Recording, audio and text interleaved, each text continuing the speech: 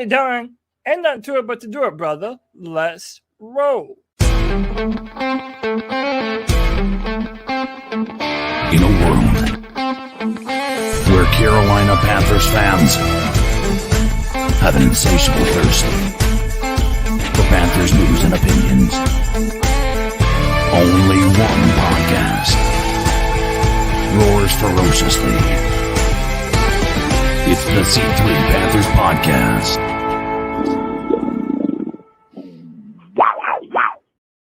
A resurgent Panthers looking to pounce on a hobbled Jaguars. We'll find out who is the better of the cats this week.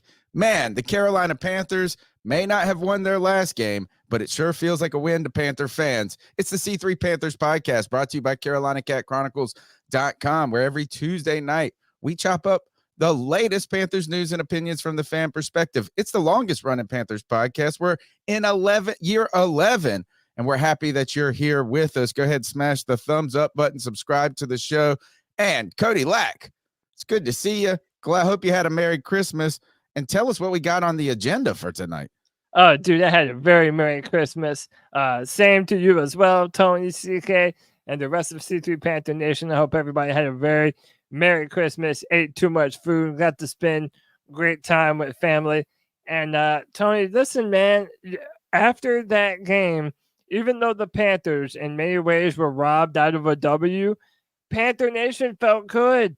We felt like we got a victory out of that game due to how impressive our offense performed, finally showing a sign of life. Bryce Young, over 300 yards, 2 touchdowns. We're going to talk about that. You know that's on the docket. We're going to talk about the potential of David Tepper breaking open the bank for one Ben Johnson. We're going to talk about DJ Chark showing number 1 wide receiver potential. Where have you been, buddy? Where have you been? Where has he been? Tony, I'll tell you where C3 has been, right here and ready to go, locked and loaded on a Tuesday night with the best damn Panther fans in all of YouTube. You know them and love them. We got our guy C. Cody 13, Feared the Panthers. Jay Thomas, what's up? Mama Dunn in the building. Happy holidays. Merry Christmas. John Dark, Josh Dyson, Kristen Ledane. What's up, Kristen? Paisan Muscles Marinara, Panther Gal 73, Roosevelt Mongo, the real C3 AP, Tony Dunn. Ain't nothing to it but to do it, brother. Let's roll. Merry Christmas to you, CK. Thanks for holding it down in the post-game show. You guys were rocking and rolling on cloud 9, even though the Carolina Panthers fell by 3, but they put up 30 points. Boy, man, Merry Christmas to you, and thanks for holding it down, my brother. Man, I'm always happy to. It's always good to be here with family, especially after a game like that. It wasn't torturous. It wasn't one that it was interesting to be angry about something that wasn't the Carolina Panthers offensive woes. It was an incredible day. And I think since then you're starting to see the Bryce lovers and defenders like myself start to maybe get a little bit too big for their britches in a lot of ways. And listen, I'm so happy that he threw this. He had this game. He needed it. We needed to have a game like this. We needed it too. We needed it. Yeah. We all needed it. We needed it. But it was his first 300-yard game. And, up until this point, I mean, this is what's to be expected, right? I was hoping that we would see more than 2 touchdowns, but the fact that we got to run 2 in and we scored 30 points, I'm not going to complain about that. Bryce Young was on the FedEx, the vote for ground and air player of the week. I think there's a lot to be excited about, and Bryce Young, 2 weeks in a row, is building on to a season-ending with a lot more optimism than we had up to this point. Yes, sir. You're listening to the C3 Panthers podcast. You can be a part of the show by calling in at 252-228-5098. That's 252-228-5098. We're on Spotify, iTunes, wherever you get your podcast. Check us out there and help us continue to grow by just sharing the link with a friend and celebrating with the C3 community some prosperous or at least some optimism, man. Hey, this is a feeling I almost don't even recognize at this point is a silver lining. Is the silver lining there? The Carolina Panthers are trying or are in the midst of finishing strong in a season that has been just disappointing by every measure possible. But this last little leg could lead the fans to a little, I guess, hope in the future, but also could play a big part in courting our future and our future coach. So we'll have that and how much Ben Johnson will cost if he's that one.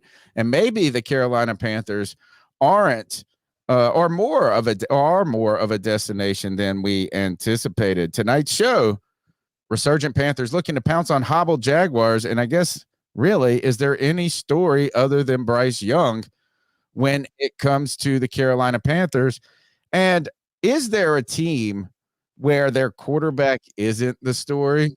And I guess if that's the case, then you don't have a quarterback, period. Absolutely. Bryce Young has been the center of our discussion, Carolina Panther fans' discussion throughout the season, and rightfully so, given the fact that he's the number 1 overall draft pick for the 2023 draft. The Carolina Panthers had to trade up for him. And as the Panthers have been walking through a desert of really despair when it came to quarterbacks, Bryce Young was brought in to quench that thirst. Man, it didn't happen early in the season right away, or at least the success that we had hoped for the Carolina Panthers was not there for the team. So much so that Frank Reich was fired. And Bryce Young also just didn't wow to the point of we're like, oh, yeah. I mean, it has been a divided discussion. But over the last 2 weeks, Bryce Young has been playing some important football. Important, I think, for his mental outlook, I think, for the hopes of the Carolina Panthers, and as we said, for potentially courting and making this place more of a destination than we were thinking maybe 8 weeks ago without that number 1 draft pick. Bryce Young over the past 2 weeks, Cody, has been pretty damn good. Oh, dude, pretty damn good. I mean, listen, that's to say the least. And look, if you've been on Twitter too long, you might have this unfair notion that C3 is some Bryce haters. Nay, we are realists. And when we see real results, then we speak that real praise, man. And I tell you what, Tony, you said that we needed this. Boy, did we, man. The organization needed this. The fans needed this. And you're right. Bryce takes up so much of the air of the conversation because we traded so much to move up to number 1 to get him. Also, the thing with the size, him being 5'10", 200 pounds, soaking wet, that always factored into the conversation, and that he had struggled so much to start the year that now finally there's a sign of life. Finally, we can confidently say Bryce Young had his breakout performance as a Carolina Panther, and I don't think that's unfair to say. Bryce Young had an 84.3 PFF grade over the past 2 weeks. That's 5th amongst all quarterbacks.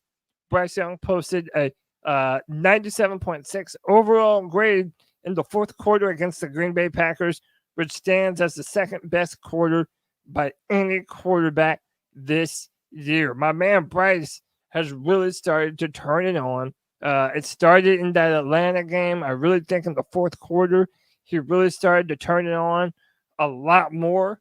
And this game was like the coming full circle of Bryce really being able to answer some questions for us. We have the passing chart right here.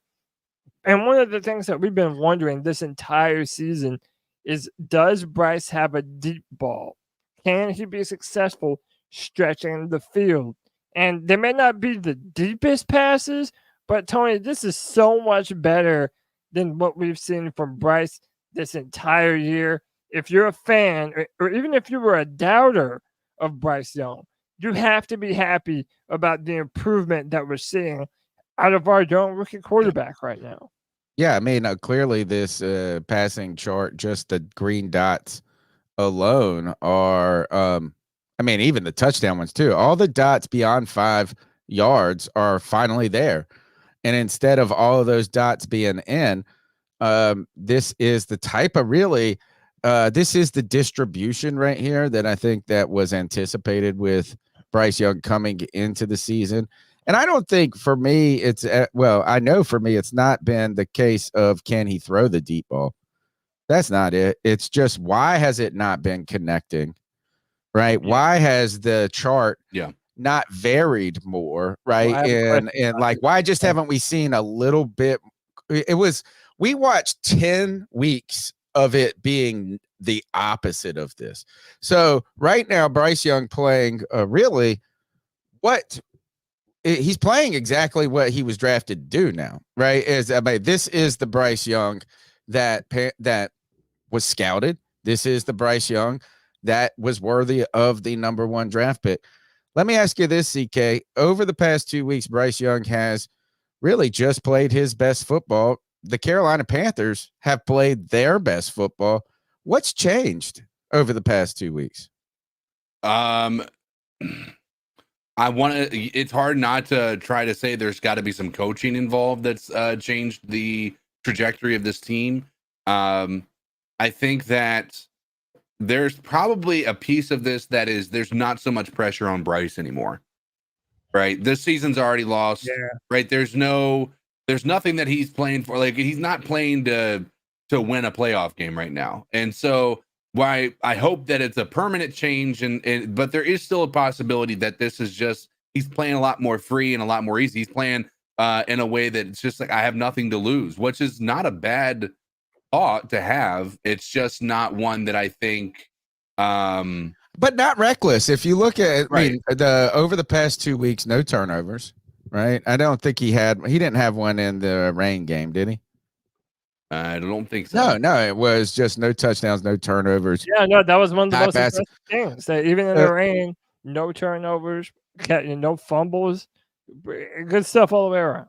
And to second UCK is that really you just kind of stole my whole angle on this in so many ways. I think the difference, because if you look at this, is that sure, I mean, we're gonna be like, oh, play calling. I have some issues of I still think play calling is so dependent on just finding success on certain plays that then lead to success on other plays. But look, this offensive line still isn't great. It's not like the Carolina Panthers are imposing their will in the running game at any moment, right? It's not that some magic pill, something like that these guys coached and turned something on. Right. I think what has happened with Bryce Young, though, is that he has, like you said, I won't say reckless, though, like playing with nothing to lose. That playing with nothing to lose sounds like you're playing reckless in a way, like you can do, it's like, but what I think it is he's playing with the one thing that he hasn't been able to play with all season long. And that's a degree of confidence. And if you look at these plays where you go back 2 weeks ago with the DJ Chark catch, where he does the pirouette out almost on the sidelines, to some of the plays that he made, the one-handed catch to Thielen, I feel like, and you have been a proponent, you've been pointing this out, CK, is that, as you start to not trust the line, as you start to distrust your receivers, right, and you're waiting for them to get open instead of throwing them open or playing with this, I think he's playing with a looseness that has not been there. And what's crazy to me is the Raiders are doing this too, right? Like, how do these teams, you go from the staff that is the most prepared, right, by having the most time, to disarray, and all of a sudden guys are playing football. I wonder if we make it too complicated sometimes, and you say, guys, go out there and play football. You've been playing your whole life. It does oddly feel like this happens every year, that when there's a coach fired, the interim head coach comes in and looks better. Way better. It's the second year in a row for us that this has happened to us. It's not just us either. I know, right? That's what I'm saying. That's what, there is a point there. Keep it simple, stupid. Keep it simple. Play to your strengths. But I mean, I really think that after seeing what we were able to do yesterday and against the Falcons, the fact that we are seeing more of a cohesion, you're right, Tony. The offensive line by far is not perfect, but it really does beg the question now: how much was Frank Reich holding back this team? And yes, again, it is still the bare bones of the offense that he came up with. in the build up to this season. But man, like when you look at yesterday, and I mean Bryce was far more confident. A lot of the throws that he would be missing on a routine basis throughout the season, he didn't seem like hesitant to throw those balls down the field. It did in the first 2 quarters look a little he like needed to calm down a little bit.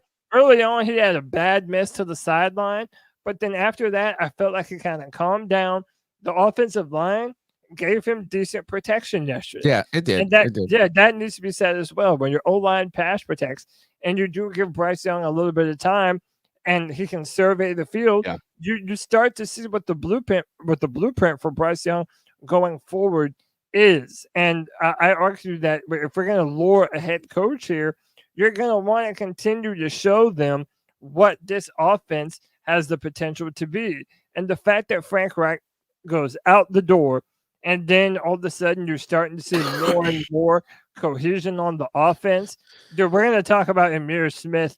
I always butcher his name. We're going to talk about him later. I feel like everyone is stepping up in a bigger way than they did before. Tommy Tremble is another guy at tight end who's played well this season and is finally starting to come into his own. I think that you have to credit Chris Tabor, and I think you have to credit Thomas Brown for what he's been able to do in recent weeks and putting the offensive players in positions to be successful. I wonder if some of this is just that it's such a high pressure situation, the NFL just in general, that when you go to the interim coach, that players themselves, it's like, hey, now I'm just playing for tape, film, and to get a contract next year. There is maybe Bryce Young wasn't playing with nothing to lose, CK, but the Carolina Panthers seem to be playing with nothing to lose. And it's almost like the bird. I don't feel like it's like, hey, Frank Reich was holding us back. It's almost, I wonder if it's just so much pressure in this is that you're just working so hard to not lose or to so this, and you can't just be loose. And now none of these guys have anything to lose, CK. Or, I mean, I guess they've already lost everything that they could have won. Well, I mean that, and here's the thing: it's bipolar being a Panthers fan. Like, think about the bipolar aspect of what we do as Panthers. Like, literally 2 weeks ago, we were talking about how Thomas Brown was horrible. His wife was on Twitter. And like how the narratives just switch in just 2 games where this offense starts to look competent. And it's tough. It's tough, and to have the game end the way that it did. And here's what I'll say. There's a truth to a lot of the things that I was saying about this defense. I think me and Tony feel a little vindicated for our positions we held last week when it comes to how we feel about the defense being a question mark and not really facing anybody's best game because they didn't need to. When our offense played well, our defense wasn't able to keep up. And so they got screwed in this game with that. I don't think that was a catch. I'm surprised that they overturned. But Aaron Jones had almost 7 yards per carry. Oh, he's just eating them up early. Dude, it was ridiculous. What, the first 2 quarters? I mean, he just steamrolled all over this. And you're right, CK. The defense still continues to play well enough at times to give this team a chance to win, and this one didn't fall the right way. It really, man, you take away that play where that catch that wasn't a catch that they gave it to him. This defense was making a tough stand deep in the game. You know what I'm saying? Like, they come out there and this and that, and it's just like a hero ball throw and a crazy non-catch catch that happens. And then all of a sudden they're down there in field goal range. And, what can you do at that point? Right. Let's see. The other thing I wanted to bring up, I lost it. We were talking about whatever I was going to bring up. You said bipolar. Every time we lose, we're going to have ourselves saying this is what we should have done, what we should have done. The idea that this team, though, continues to be like built to be a power run team, I don't buy. The team has trouble converting short yardage opportunities. We were better passing the football than we were running the football. And moments that this team has really started to get cooking, and we wanted to see, it's like Bryce is airing it out. So I think it's just like this. It's when you're not winning, everything is the problem. Everything is the fucking problem. You're passing too much. You're running too much. You're fucking the coach is the problem. The players are the problem. But I mean, listen. Even though our defense failed us, and I said this to CK during the postgame show, it's such a Panthers thing that when our offense finally shows something of a pulse, and all year our defense was the one keeping us in games, and we're saying if only we had a little offense, they finally show you that offense. And then that defense is just nowhere to be found, man. I think we've also seen, Cody, is that over the last 2 weeks, even though the last game, I know everybody's like, man, 9 points, this and that, is you're starting to see some forms of complementary football. And I know people are like, no, I mean complementary between position groups in a certain way. Right. Like, how about this? Is Bryce is starting to feel it? And DJ Shark's making good catches. Adam, they're making good plays. He's scrambling and he's hitting a guy in a scramble drill that just would have gone bad, right? I feel like this is that the offensive line, despite having its continued certain problems at moments, or just not being talented enough, probably, has played its best football, while Bryce Young has played his best football, and now DJ Chark played his best game. We're finally just getting a couple of things to fall for us. Yeah. I mean, listen, Eric with the $2 love bomb says, build the wall. Give Bryce an elite offensive line. And look, one of the reasons why you might do that is because, hey, look, people are starting to say our boy is looking a little clutch, which is funny because this is very recent and we're happy that it's starting to turn on. But dude, Bryce in the second half of football games is really starting to look like the quarterback that we've been wanting to see. This is just in the second half versus the Packers. 16 of 21, 199 yards, 2 touchdowns, 0 interceptions, a 136.8 passer rating. I want to add on to some of these stats just so that way we can kind of put into context how good Bryce is playing right now. Over the last 3 weeks, Bryce Young has thrown the second most pass attempts at 96 in the NFL without an interception. My man is absolutely balling right now, and he's taking care of the football. And listen, he was not doing that early. And I'm not just talking about pushing the ball downfield. We're talking about turnovers, fumbles, not properly taking care of the football.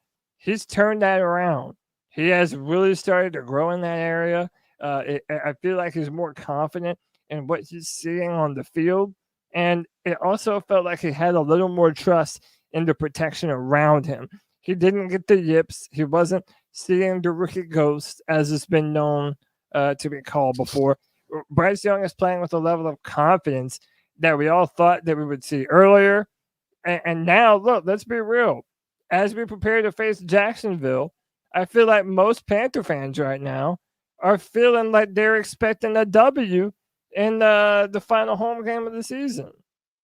I did call for them on Pirate Radio Live before Christmas. We did it on Thursday this past week. I called for the Panthers to win this game. I was kind of hoping to feel the momentum. Actually, the Panthers did feel the momentum. The problem was slow first half start. But was this the most productive third quarter the Carolina Panthers have had in 5 years? Fourth quarter, dude. Well, I mean, that as well. But just think of third quarter is like the Carolina Panthers have been awful in the third quarter. They scored a touchdown in this third quarter. I wonder when was the last third quarter that the Carolina Panthers scored a touchdown? I mean, I know that I'm not really asking. It's like that anybody's going to be like, oh, well, it was week 7. Wasn't it a few weeks ago? I don't know. It just feels like for the last few years, the Carolina Panthers have come out at halftime and have really had a bad third quarter every single week. But the Carolina Panthers then go down here, are able to score a touchdown. But then you're right, CK. At this point, what, they have to score 2 in the fourth quarter and 2 2-point conversions as well. I mean, everything was kind of clicking for this offense. And DJ Chark, I was so high on this guy in training camp. I was like, man, he could be a number one. He could be a number It one. looked like it was going to work, dude. It did. Yeah. Well, this was what I thought it was going to look like all year. This game, and he's still not fantastic. Like if you look, and actually, I'm not gonna be like, oh, his route running is not great, because that's what I don't think. I don't know enough about what he's supposed to be doing. He's had trouble getting off the line and getting separation early throughout the season. At least it seems that way. And the one time I saw him in this, where he had it was a big play where he kind of came back to it. It looked like he was just like swerving and veering. I'm like, is that really great route? Right? Like, are you really doing anything to throw? But then I don't know how tired these guys are. Like, how many plays have they played in a row? Is he just fucking exhausted? He's just doing the best you can at that point. But DJ Chark, did he have what was his stat line in this game? It was so Tony, I'm going to jump around in the 6 for 98, 2 touchdowns. Yeah, I'm going to jump around a little bit in this. Let's rock. So blow through this show. Yeah, how about DJ Chark did something pretty cool, man. Against Green Bay, DJ Chark became the first Panthers wide receiver to catch multiple touchdowns in a game since week 4, 2021. Wow. That's what I'm saying. Like, where has this been all year? And this is what I'm wondering. Like, why is it that these past 2 games in a row, it's like you're seeing an up jump in effort from the Panthers? And I'm just going to, cut it down to brass tacks. I think Chris Tabor deserves a real big pat on the back for the extra motivation that it seems like the players have right now. Yeah. But, dude, it's really getting to the point where now we're asking this conversation about DJ Chark. And do you want him back for another year? Because, look, let's be real. Even a couple weeks ago, if you asked that same question, we're like, nah, dude, don't let the door hit you on the ass on the way out. We don't care. Thanks for your time. We're going to move on and do something different. However, now you're going to be moving on to next year. Adam Thielen has already kind of dropped hints that since he's older, plans have changed for him. He might not want to be back with the Panthers in the twilight of his career.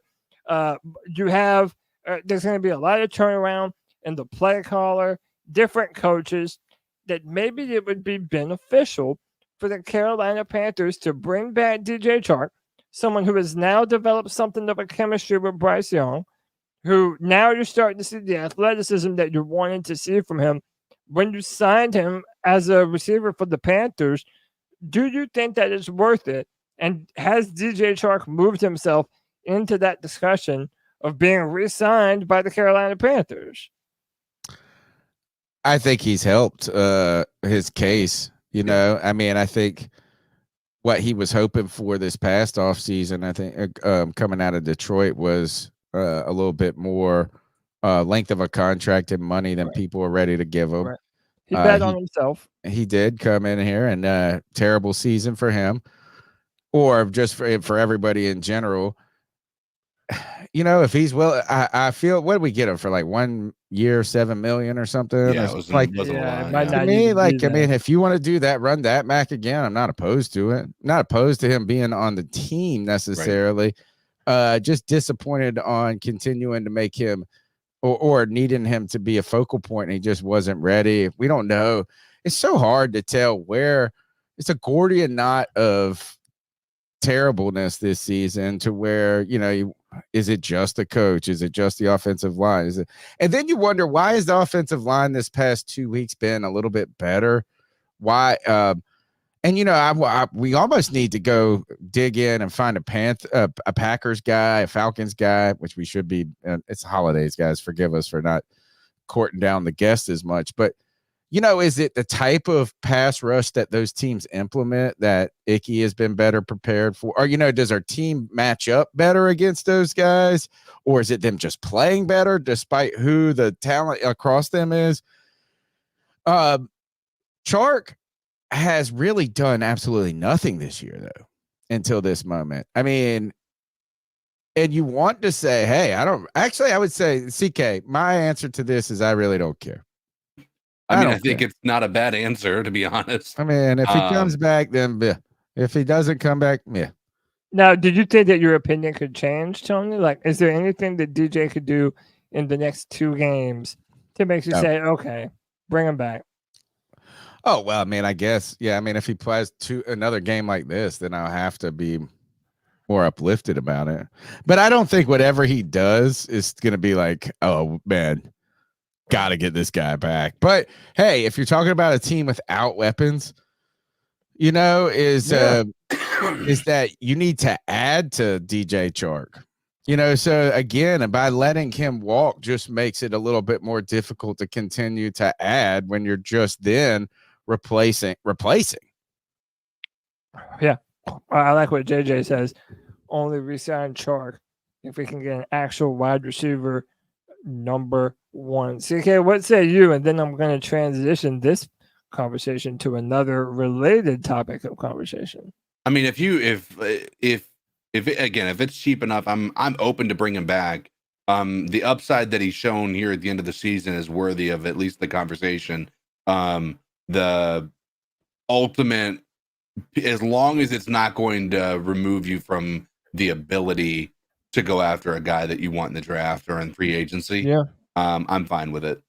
I can't believe that he will command any type of real money. That's what I'm saying. 100%.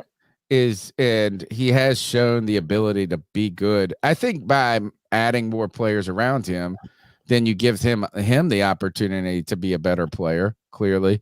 Right. And on top of that, I was watching those nobodies in Las Vegas put it on the Chiefs, and I'm sitting here going, man, wouldn't it be nice if we were starting to click like this and we had Devontae Adams on this team? You're talking about Devontae Adams still being the best receiver in the league or top 5, right? But forgotten.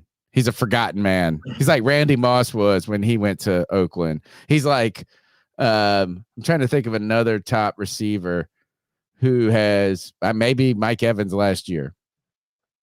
Was Tom Brady playing last year? This year too. No, Mike Evans is like fucking balling this year. Yeah, dude. Evans did play. I mean, Brady did play last year. Okay, so maybe I'm just not paying attention as much. But is Adams is far better a receiver than his stat line shows. And if you put him on a real competitive, like on a team with a quarterback and without just, man, I don't know if we're the team necessarily because it's just been a shit show. I mean, everything that we wanted to do in this offseason, this past offseason. Still kind of go back to, man, maybe there was some value in trying to trade for Adams when they were flailing. Yeah, man, dude, there's a lot, dude. I still think the biggest question relating to the Carolina Panthers this offseason is around Scott Fitterer and what they decide to do with him. Yeah. But this next topic, the reason why I said it's related, a lot of reasons why we're thinking it might be a good idea to sign DJ Chark for another year is because the guy that everybody wants to be the next head coach of the Carolina Panthers has a little bit of a history of getting the most out of DJ Chark. That's right. We're talking about Ben Johnson. I mean, not only do you have a receiver that at least has some experience with the quarterback that you just traded for, but now so does your potential play caller of the future in Ben Johnson, someone who has ties to the area, to the North Carolina area. And boys, this went live on Josina Anderson's Twitter, literally like not even an hour, like a little over under 2 hours before the show tonight. Josina Anderson. So by the way, let me back up a little bit. On Friday, if you were watching the free for all, we put out that Josina Anderson said that teams were aware that Ben Johnson's asking price would be around $15 million. Now, Ben Johnson's agent took umbrage with this and went on Twitter and kind of mockingly made fun of Josina Anderson's tweet. But Josina Anderson, before the show, doubled down and said, to advance my previous reports on the Lions offensive coordinator Ben Johnson, multiple highly placed personnel confirmed last week that the Panthers are among teams that discuss receiving and or are aware of a $15 million asking price for the hot coordinator who most recently helped Detroit to its first division title since 1993. While Johnson's agent publicly disputes said price mentioned in preliminary talks, I stand by the integrity and validity of my sources. Meanwhile, private market rates and league average points always evolve throughout the carousel season. So, boys, I want to talk about Ben Johnson. What is the likelihood that Ben Johnson would want to come to Carolina? And I guess more to the point, how much leverage does a Ben Johnson hold over someone like a David Tepper, someone who has already been through 3 head coaches in his tenure? Well, more if you count the interim coaches that have been here. Right. Do you feel like there's anything that David Tepper could do to bring Johnson here, especially knowing how much leverage Johnson is going to have over the Carolina Panthers? Do y'all think this could possibly happen for us? Well, let's first clap for Ben Johnson's agent, because he got Jacina to bite on that hook, line, and sinker right away. Sure. Because this is exactly, I mean, maybe he is her source, and maybe they're doing in cahoots together doing this, because this is the conversation and the play where you put the money numbers out there, you fan the fire, then you say we didn't do anything to do with it, but man, 15 million a year does sound about right. And she's like, hey, I got, so look, number one is Tepper can do the one thing that gets coaches anywhere: pay them. I mean, I'm sorry. Like, is that certainly, yeah, you can maybe find a couple other jobs that you think would be more appealing. But if the pay rate is 100% more in one place, yeah, fuck it. And you think these guys don't believe in themselves? Do you think that anybody in the NFL, any coach or player, doesn't think they're the guy that can go in and do it? So I don't think I like see him being scared to go into Carolina. I think if anything, he's like, hey, fuck, I was in Detroit. Yeah, I was in Detroit, homie, and we got this. I'm part of this thing cooking. Yeah. And look, if this is true, think about this, guys. This would make him the 4th highest paid coach in the NFL. Belichick, 20 million. Sean Payton, 18. Pete Carroll, 15. And some people are like, hey, maybe why should he get more than this? But hey, look at this. This is what quarterbacks do. This is just market reset, baby. Yeah, supply and demand. And also, he said no to us before. Like, whether or not you believe, he just wanted to be in Detroit for one more year, fine, whatever. It still means that he said no to the Carolina Panthers. He could say no again to the Carolina Panthers. Then you factor in, CK, that there are going to be other teams that have better but that have more proven quarterback options. Justin Herbert and the Chargers are going to be looking for a team. I think they said there might be somewhere between 8 and 10 different franchises looking for head coaches. Right. God, it's like the most ever. I know all of those things, they apply on top of one another. Do the Carolina Panthers, when you factor in David Tepper and the money that he'll be able to sign him to, how much leverage that Johnson has over the organization, the amount of talent deficiency that we have on the roster, is that going to be enough to lure a Ben Johnson here, as apart from another team like, say, the Chargers? Dude, I just have a hard time expressing any optimism that he's going to come here.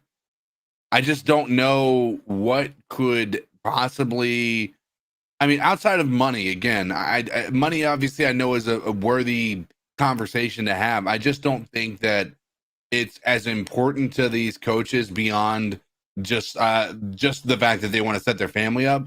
I do think they want to go to a better situation, because his first contract is not going to be as much as his second contract if he goes to a successful franchise and he's able to keep them being successful, but who has a lot more optimism around their franchise than we do, I don't know though if teams, just because he came in there and had success, have the resources to just say, hey, we're going to extend you 1,000,000 years for this amount of money. And then on top of that, do they even have to, because he's then in a position where he's winning, he's getting paid a lot. So do they come out and go, hey, oh man, you 2 years, great, we're going to extend you, but double your pay then?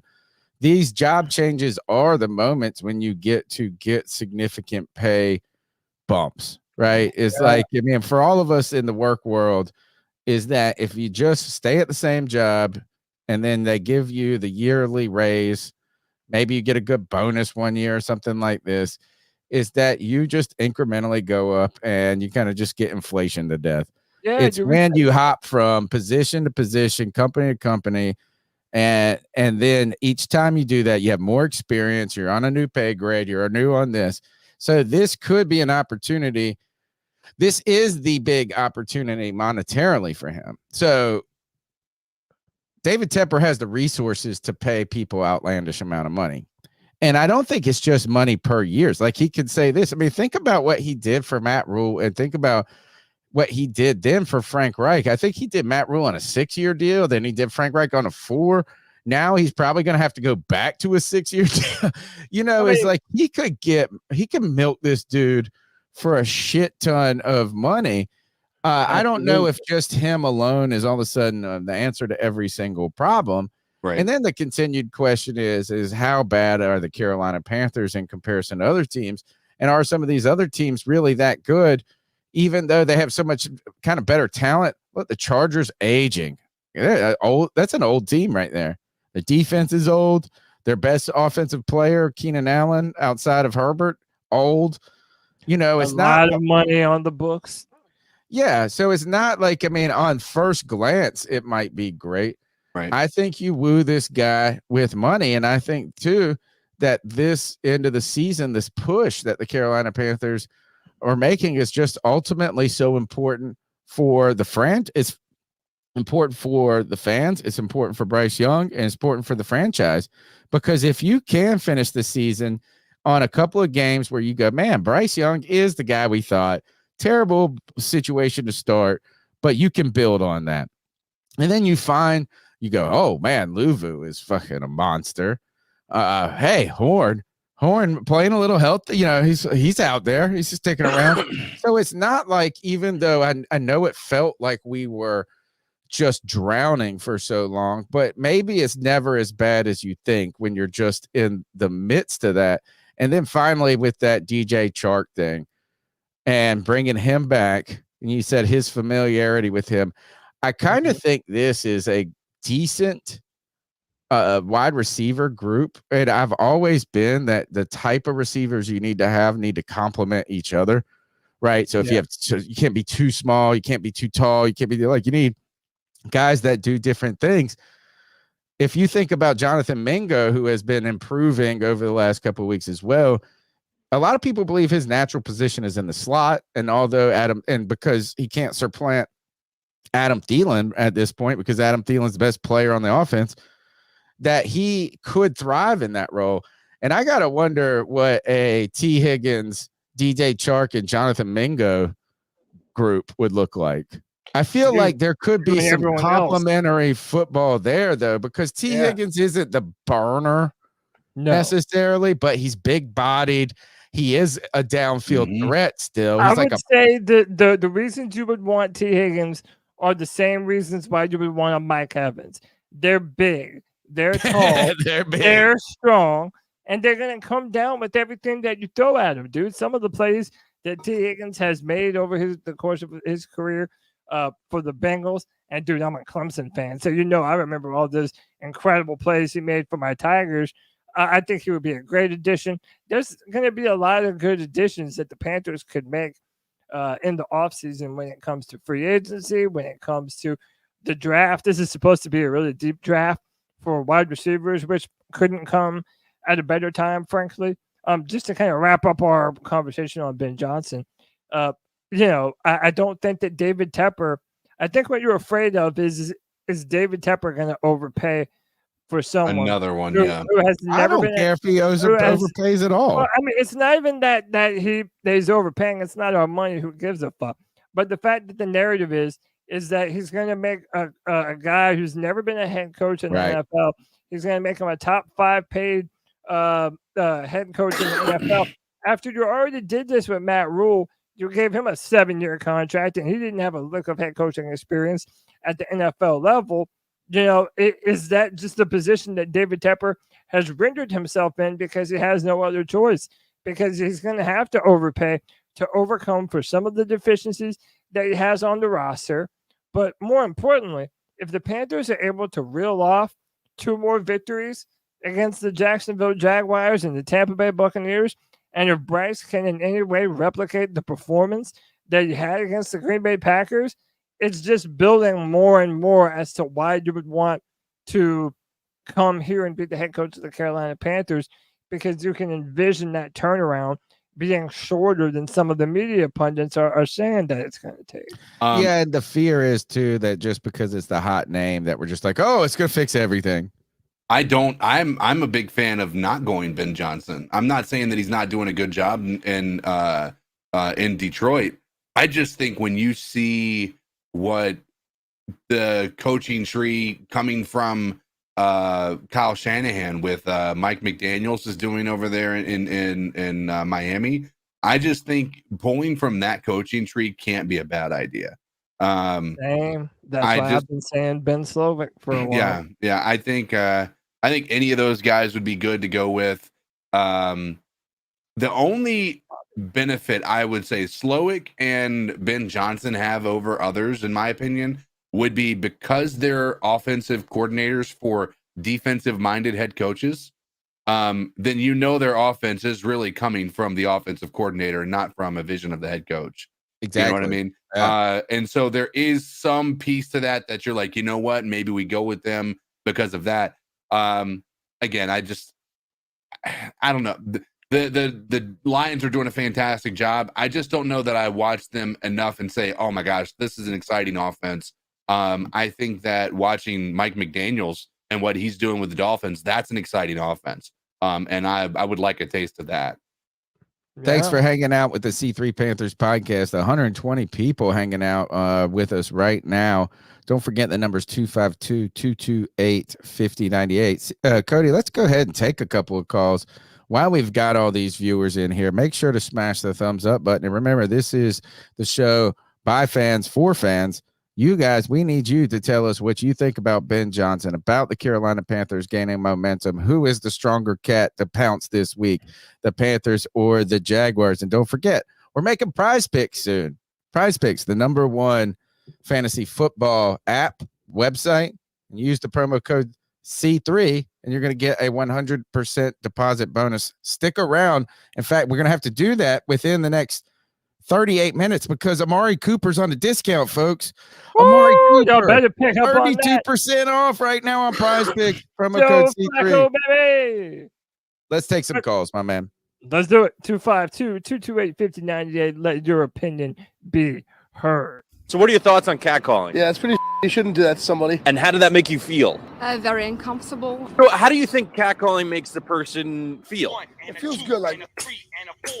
Who's that cat sitting in the back corner with his face buried in his nose? Who's that kid that can use one?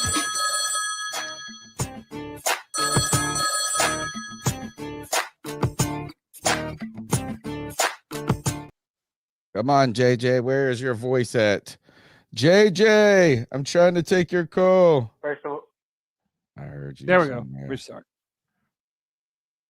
What's up, C3? It's JJ calling in. What up, JJ? Damn. All right. First things first. Hope everyone had a Merry Christmas. Hope everyone's on the show, but now I got that out the way. All right.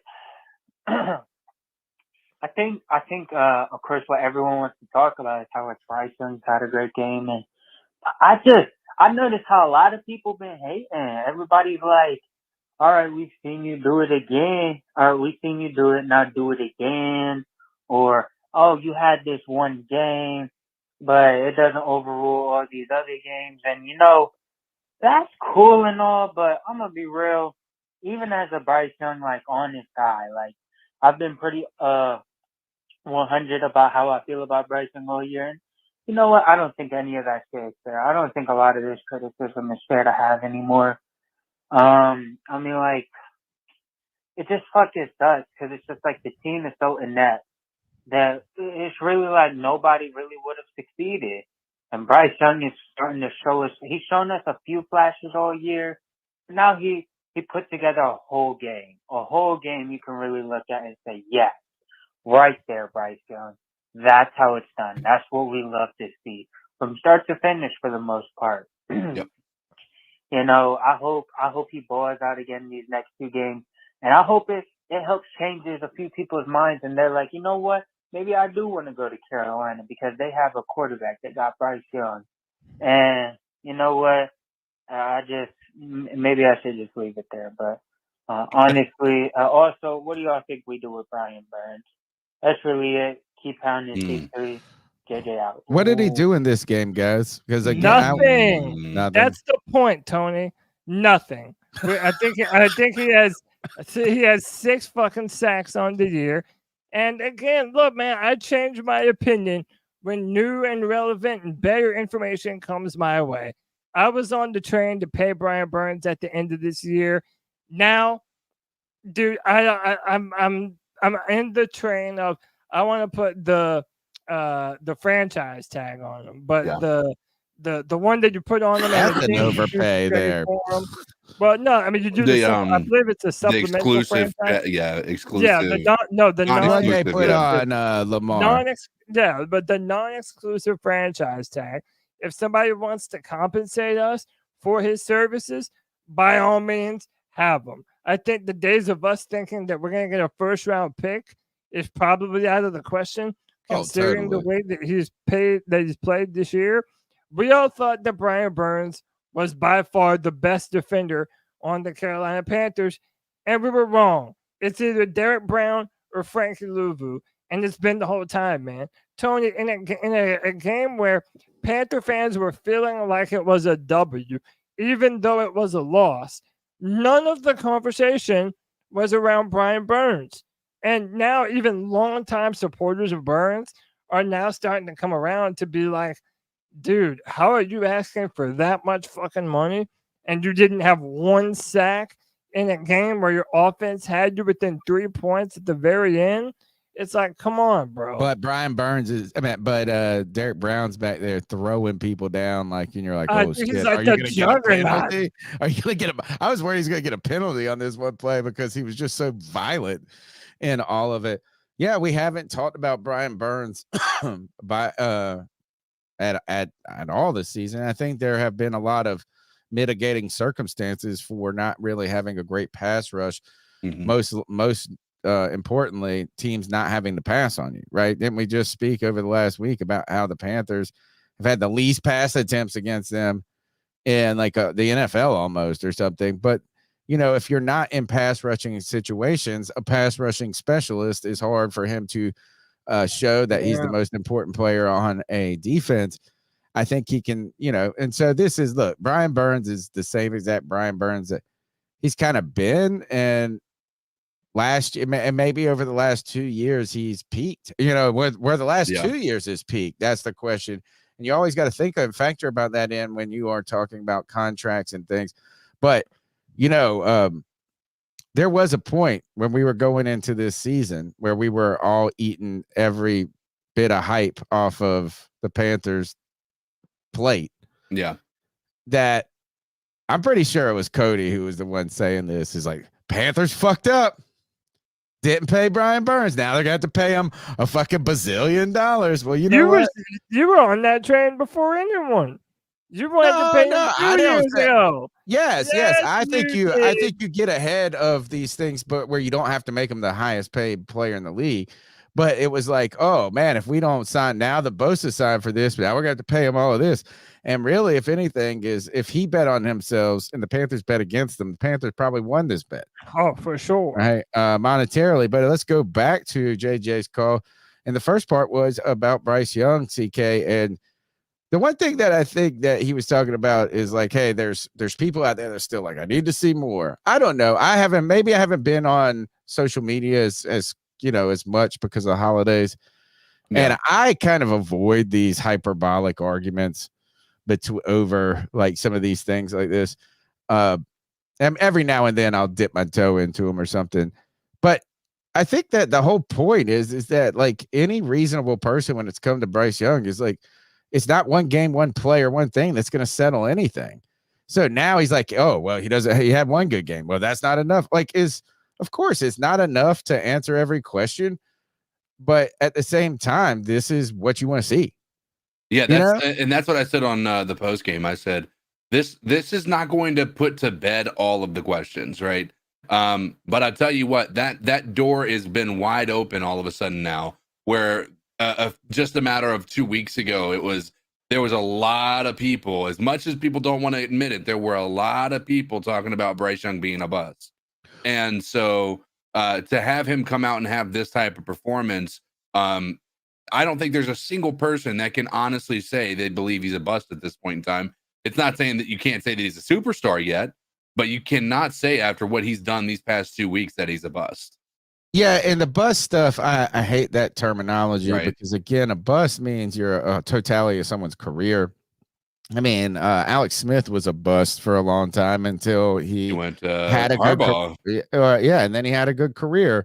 The thing that I think is important here is we've just gone in 2 weeks, like, again, from where that conversation it's not only was a real conversation that existed, there were more and more evidence, kind of cracks being put into the strongest position about like, hey, don't worry, he's fine. Don't worry, he's fine. You know, the people, in fact, I think that even the Panthers front office is going to be, the NFL, these people are susceptible to the same stuff we are.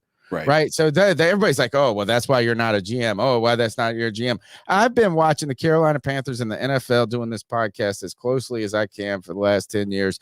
And I see that narratives, that stench of things even affects the people that are the pros, the players on the team, the front office. And I think these last 2 games, and if we can continue in the next 2 games to really, if just anything, does Bryce look good? Bryce looked good for the last 2 games. I think hopefully that there was probably a point where a new front office would have had some of those questions too. Yeah. You know, you bring in a new coach, a new GM, a new coach, and they're looking at this stuff and they're going, yeah, man, I see. Look, we get why you draft him, stuff like this, but it didn't look good. It didn't look good. This can make them at ease on this offseason. This was the most important game of the season for the Carolina Panthers, and I don't give a damn that it was a loss. That's what me and Tony were saying. I mean, me and CK were saying on the post-game show. Like, yes, the referees, they screwed us out of a W that we definitely deserved, no doubt. And by the way, I never normally said that a loss is on the referees. I think if you play a close game, you should normally never complain. But I think that was a catch. I think that there were offsides.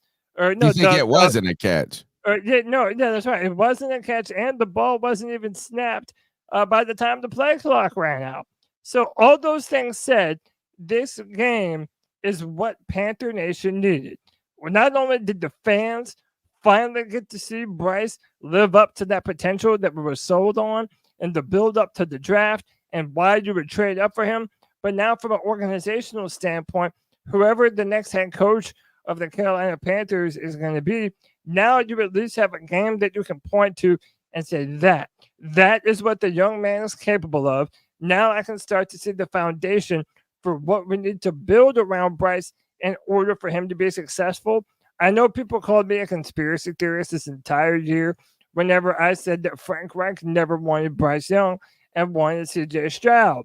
The reason why I was so adamant on that is because now going forward, you have to make sure that the coach that you bring in is dead sold on the quarterback that you just traded all that draft capital to go up and draft. You need someone that believes in him, full stop. And I don't think Frank Reich was ever that person. So, yeah, it's a blessing in disguise that now he's gone and we're going to move on to someone that we could pair Bryce with for the foreseeable future. I thought he made that second half CK look so easy. Yeah. Right. Is that, and you just, and I know it was probably largely my fault for thinking that that's what it was going to be from day one at every moment with him. But I get a sense is that like he can be putting up these big games like this at ease. Like imagine if the Panthers had a good first half. Yeah. It would have been night and day. Yeah, he could have 4 touchdowns or something to that effect. So I think it's important. I think it was really important for Bryce. Now, you finish out with 2 bum games, and all of a sudden we're not maybe singing this tune right here. I think this is what we're trying to do is make a late. This might be the coolest moment for us to suck. And not coolest moment. How about this? Is every other time we've sucked and then we pull out wins late in the season, we're like, fucking ruin our draft pick. Ruin our draft. This is the time where we actually can just go win the fucking games. And it really does nothing to the future of the Panthers, but actually do what winning games at the end of the season can do for a losing team. And that is build a low momentum into the offseason. Yeah. I'm pumped. Panther Nation needed this badly. All right, let's go back to the calls. That was JJ. Let's see who we got up next. So I keep seeing around social media where all the Bryce haters at. Where they're at, they disappeared. I'm right here, motherfucker. Hey, but I gotta say, I actually didn't see him having even this game in him. So that Crow fucking, if he keeps that shit up, I'll eat Crow every fucking Sunday, even during the off season. With that said, I wanted to call about this Ben Johnson guy. No one seems to be able to tell me what's so special about him. Is he succeeding because he has a better head coach with players who are playing for that guy? Because all I see so far is red flags. I admit I got to watch a little bit more Lion film, which isn't my most favorite thing to do, but I'm just not seeing what's special about this Ben Johnson guy. And I get a little nervous when the media wants to peg someone as like, the shoe-in for any top candidacy job. But all I see are red flags so far. Red flag number 1 was he backed out last season. That's a red flag. Red flag number 2 right now is his asking price. What did Matt make? What did Frank Reich make? And this guy's asking for $15 million, supposedly. I just don't know. I think we need to find someone who the players actually want to play for. And I don't know if this guy is that guy, but I'd love to hear the pros of Ben Johnson. Well, number 1, I think, is the players from this team will largely not be here next year. So it's like, yeah, I mean, there are going to be players that you're trying to build on, but I don't think that, losing Wilkes, and going with somebody else really. The NFL grinds and moves on and it turns on. And these players, while they do have emotional attachments, probably different people, they're going to go out there and play. So I think they would be excited about offensive guy coming in. I don't think the money is a red flag at all for me. In fact, I actually root for coaches to get overpaid by David Tepper at this point. Because if he is going to continue to be whatever he's done and meddle or whatever we think that he is so much of the problem, he might as well eat it financially in the process a little bit. And really, it's not hurting him at all. I think CK, the 2 things though, and the caller brings up, or one thing they brings up is that it's just like, it's the super name. It's like, oh, this is it. It's a shoe in. This guy could do it where, he's the star. It's so hot. Everybody's on it. The fans are on it. The media's on it, all of this. And then really for me is he's got a lot of fucking talent on that team. Yeah. That's what I was saying as well. Is like, I know that he's doing a good job there. But I'm the same way as the caller, as I was saying, like, I just don't know. I'm looking at Ben Johnson and thinking, this guy is the guy. Like, this is the answer to all of our woes. Right. He wouldn't be, I think he would certainly be an upgrade to what we've had. But I just think there's going to be some people out there that could very well be a better fit and maybe thrust us into a better situation than where we're at now. All right, let's take another call here. Ben Johnson will be a focal point of NFL Talk and the C3 Panthers podcast for some time to come. I'm guessing. Who we got next? Hey, C3, it's the resident Paisan here. How you Hey, doing? All right, before I go on my Vasquez, what's fucking up, brother? rant, I just want to say, hey, Bryce Young, good for you, kid. That kid showed some balls. He woke up Sunday morning, gave his Yeah. fucking balls a tug, and said, this is what I can do. Now, do that shit on a consistent basis? Fucking A right. I'm all about it. All right, anyway, he got his fucking flowers. Yo, these fucking guys, these fucking referees, bro. These fucking guys.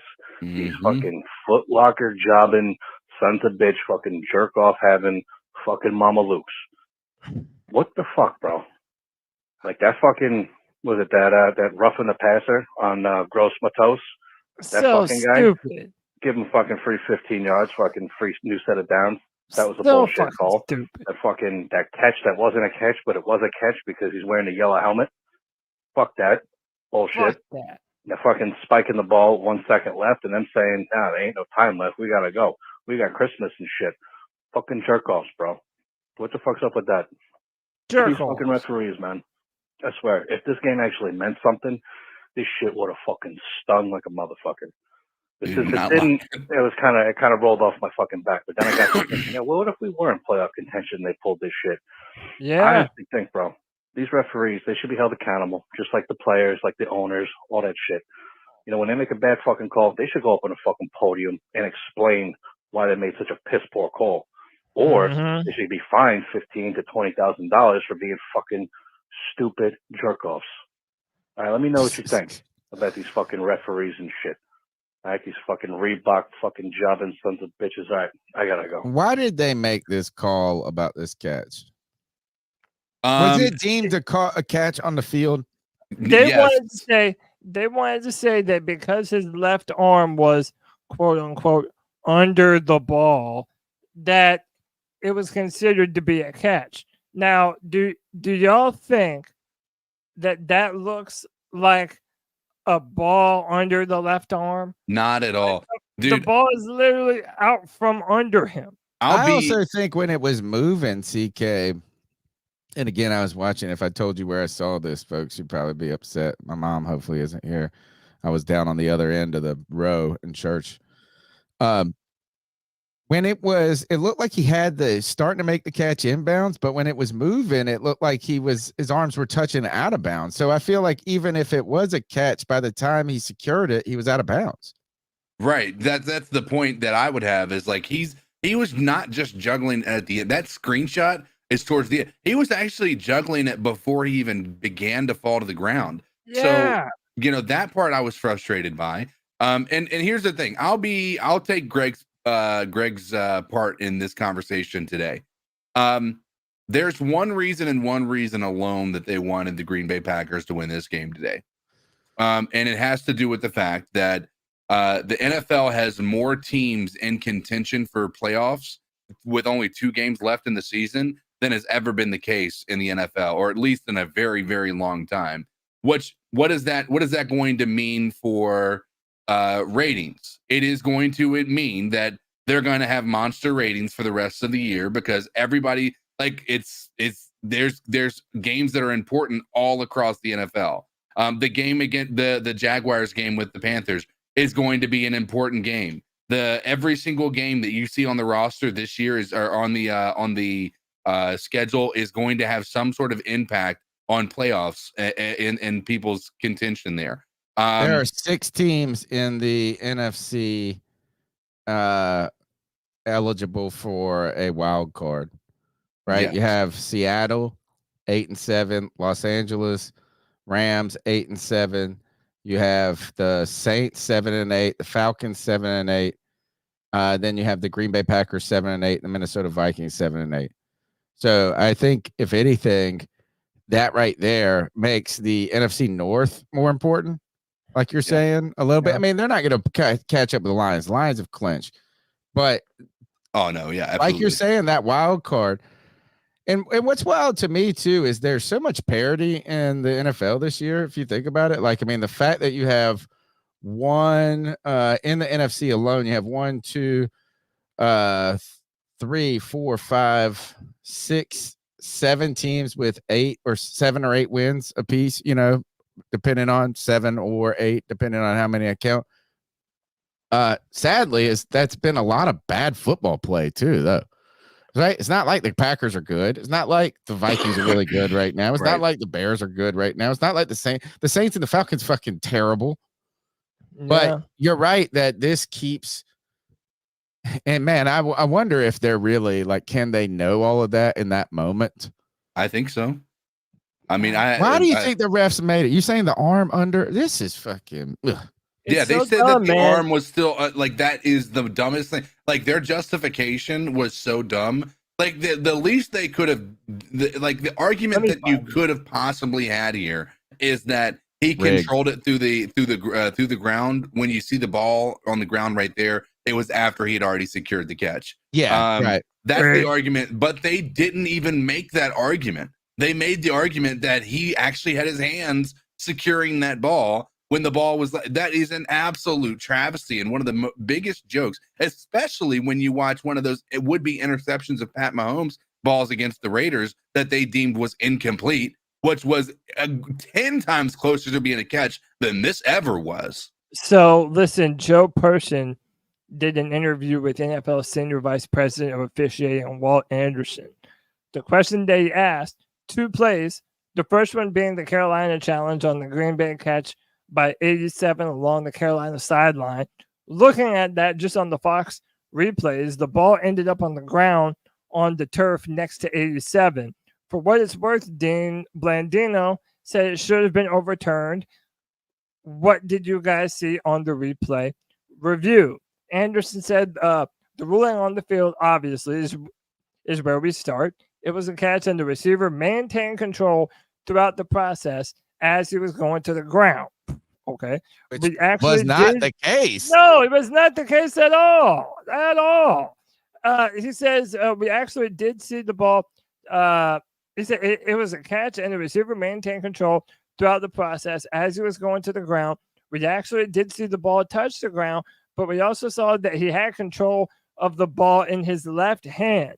The left hand never came off the ball, and there were no available shots that showed that he actually lost control of the ball in his left hand, even though the ball touched the ground.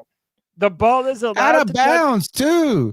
You know what I'm saying? I don't dumb. even think that, like, if this was a catch that was made across the middle of the field, I think it's easier for me to say, all right, the ball is moving a little bit.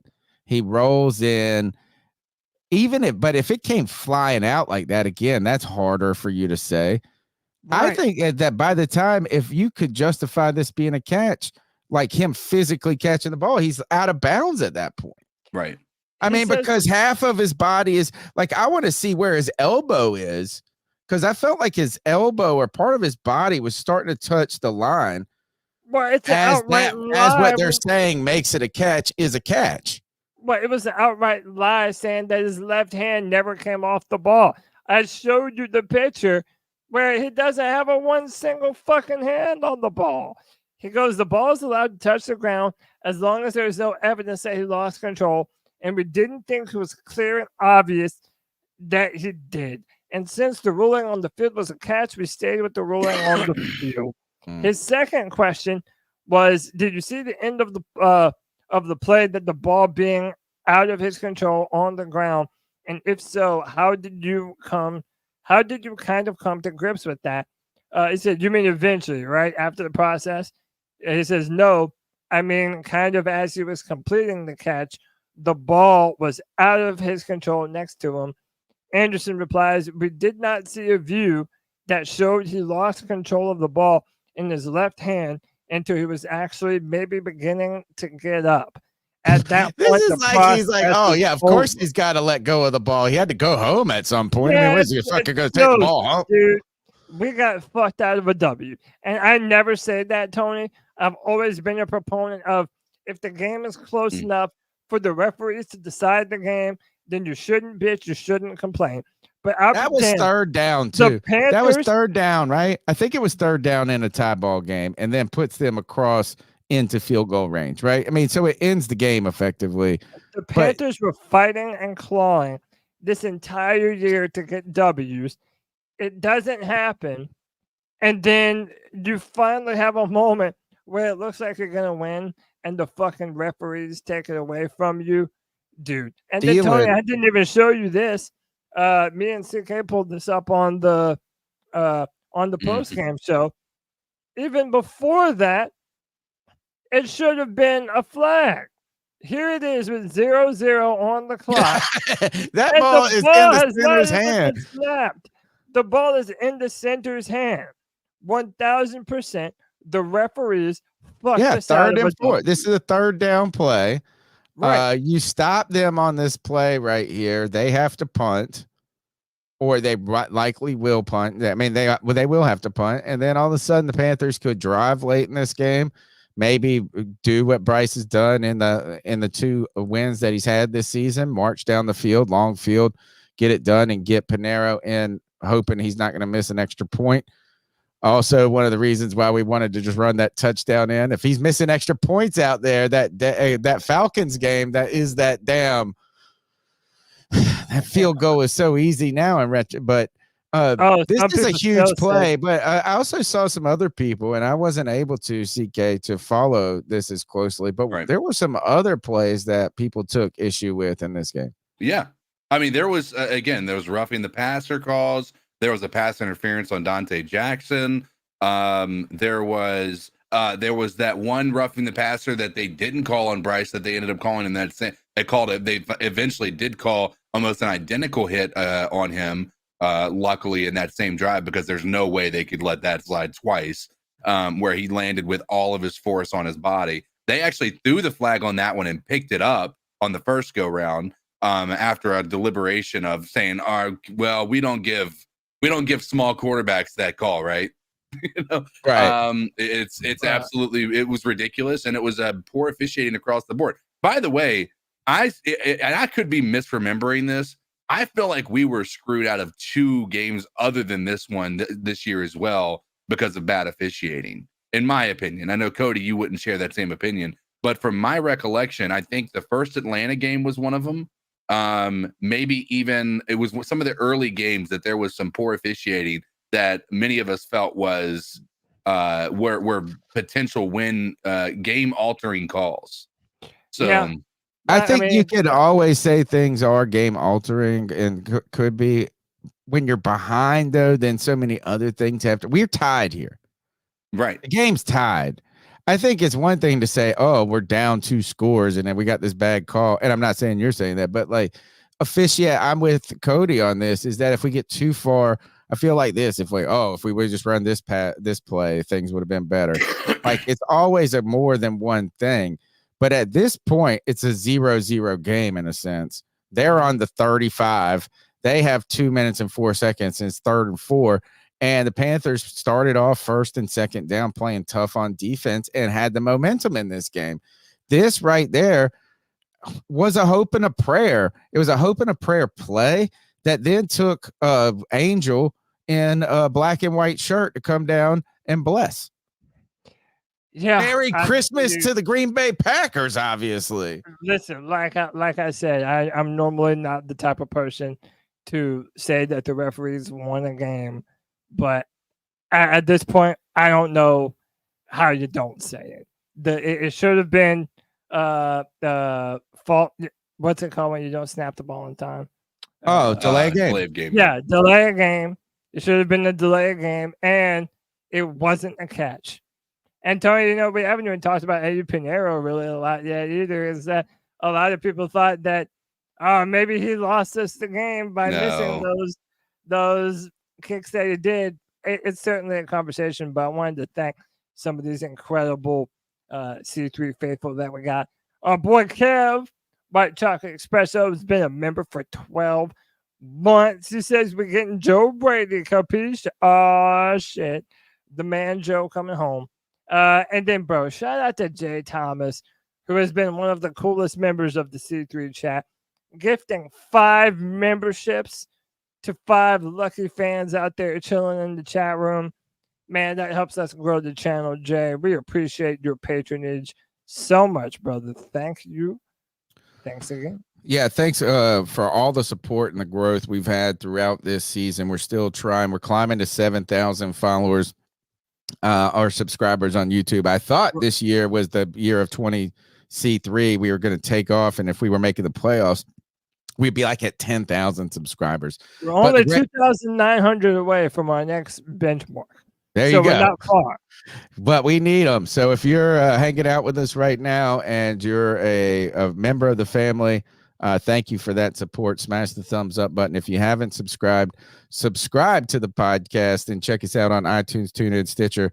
Another way you can support the podcast is by going and having fun playing daily fantasy football sports on Prize Picks. Prize Picks has sponsored us for the last 2 seasons, and this is probably the last month of the sponsorship. So, hey, guys, if you haven't signed up, go use the promo code C3 so that they know next year to come back and rock with us again. The Prize Picks has been a great addition, not only to the show, but so many C3 fam and friends have had so much fun playing it. The way it works is you put your fantasy football skills to the test to make real money. You pick multiple players from multiple teams. The more entries you make and you get correct, the more money you can make. You use the promo code C3. They give you a 100% sign up bonus or deposit match up to $100.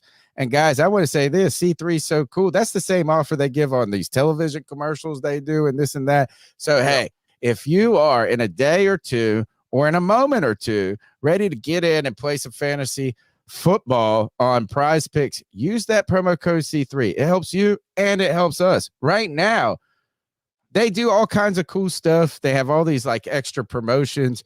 You could have today. In fact, we can make it right now. We're going to go ahead. Should we take advantage? Will Amari Cooper be able to surpass 37.5 yards against that vaunted New York Jets defense as the Cleveland Browns work to the Super Bowl as Cody hopes? Can he do it? What has Amari Cooper done the last couple of weeks? Ooh, Flacco. Yes, sir. We're getting a free look. We're taking advantage. 32% off. Let's see if they got any Panthers. We got to work hard and work fast. No, the Panthers are not up yet. Who are playing? The Jags? Yes. Yes, Jacksonville. Too early in the week for these guys. They're still trying to figure it out. Lots of Thursday night football to help us with. Breece Hall. Receiving yards. Let's see. What has he been doing? Oh, he's been getting things done. You've got a backup quarterback in there right now. You can see some checkdowns coming against a good Browns defense. Amon St. Rob Brown versus Dallas. DeAndre Hopkins. Ooh, this is actually a giant game right here, guys. You want to talk about playoffs? Yeah, versus Houston. You've got the Carolina Panthers potentially taking down the Jacksonville Jaguars this week. You've got Tennessee and Houston both fighting for a playoff position, bro. I only like to go more in Prize Picks. I actually did win 2 lesses or 1 less this past week. My luck has been so shit on Prize Picks right here. Recently. This is a lock. So look, let me just tell y'all what happened, man. So I jumped in on that Amari Cooper. I got Amari at more than 37.5 receiving yards. I did Joe Flacco. Now, this one's tough because the Jets have a great defense, but I'm going my man smoking Joe Flacco at more than 230.5 passing yards. I got Josh Allen at more than 246.5 passing yards against the New England Patriots. And I've got Kyler Murray at less than 223.5 passing yards against the that's a good one. Here, I'm going to try to get this. What do we think? Do we think that Baker's going to cook again? They're playing New Orleans. Yeah. It's a division rival. Are they in New Orleans? Because that matters. People put up numbers in the dome. I don't know. I've got very little. Find Baker. I've got 2 minutes and 50 seconds left to go. How do you tell? Does it just says verse? Yeah, it says it. No, it says that. Yeah, it says verse. There's no ats. Baker. Let's see. Where are they playing? NFL schedule this week. Titans at Texans, Saints at Bucks. They're in Tampa, making a playoff run, bro. I almost want to go Baker, and I mean, I feel like Baker is more. Do it. You know you're still a Baker bottom. Go ahead. Going Baker over 2. That's a lot for him. Look, $20. 5 players. It's an automatic flex. We're going $20 to make 200 on Prize Picks. Use the promo code C3 to get a 100% deposit match up to $100. Guess what? I've still got. Show you guys a little bit of my past. Not good, really. Overall, been getting no, but getting close. Look, this one I made in the off season of last year. This one, good shape right here. Right now, I just got to see. Dak has to get less than 800 yards in his final 2 games. I think that can happen. Herbert's out. Mahomes, I don't think is going to be able to get 1,000 yards in his next 2 games. Dude, and I feel like it's season. I feel like the season. I hope this doesn't include playoffs. I hope that's regular season passing yards. Yeah, that's regular season. So that 15 is going to pay out 75. Past entry, you want to see one that almost hit the mega money, dude. Tua, though, in Dallas's defense, he cooked them. I went less here. Look, I went less on Dak, got that. Went less on Tua, went over on Bryce, got that free from Durant. That would have paid $100 at 20. Instead, I was able, because it's a flex, I still won $25, right? Not bad. Couple of losses. Look, Jalen Hurts, no touch, only 1 touchdown. That could have paid big time money right there. That would have paid 5.5 times. So Prize Picks is where it's at, guys, to play daily fantasy football sports. And make sure to use that promo code C3 so that we can bring them back as a sponsor. So we don't have to beg you all the time for buying merchandise or becoming a C3 super fan for just $1.99 a month, like Flame for Jesus just gifted 5 memberships to you guys. Flame for Jesus, you are the homie brother who's also been someone who's been very, very active in the C3 chat. We appreciate y'all, man. Gifting them 5 memberships. Man, hey, y'all make the world go round for us. We do this for y'all, man. So we appreciate your support. We appreciate your patronage.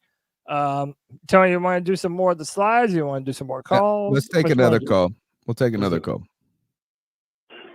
What's up, C3? What's up, man? Anthony from Charlotte. Hope y'all boys had a Merry Christmas. And, we got the Jaguars this week. I first off just want to say a couple things. Obviously, I was very excited. I had a great holiday. And obviously, I mean, it's still going on technically. But last game was the most fun I've had after a Panthers loss in so long. And just because, you get to see our young rookie franchise quarterback, really taking strides. So, I'm excited, man. I hope he can build on this. It feels like he's finally playing with that type of confidence. And don't get me wrong, this wasn't the only good game I've seen from him. Obviously, the Atlanta game was good, the second one, and that Texans game. So there has been some glimmers of hope of what we see of what this kid can be. I think adding weapons around him, and, the offensive line played good, and that's what no one's really talking about. Only 1 sack. You see what Bryce Young can really do when he's got time in the pocket. He can escape the pocket. And, I'm just thankful that he's been durable this season. As a 5'10", 190 guy, that is very impressive stuff. And you got to think, like, the trainers, hopefully, the training staff, quote unquote, we get a new one. Hopefully they tell him, like, hey, let's bulk up to, 215 right when the season ends. Like, let's try to get some muscle on you. I think that's going to help him a lot. But I do want to bring up something real quick before I talk about Jacksonville. In that article, the Hunger Games article that came out, Diana Racine and Joe Person were saying Frank Reich wasn't really pushing Bryce Young and telling him what he needed to work on. And that's what you need to do as a coach. If Bryce Young is doing the wrong things on a repetitive basis, then someone has to work with him to try to. Oh, sorry, I'm driving in a freaking rainstorm right now.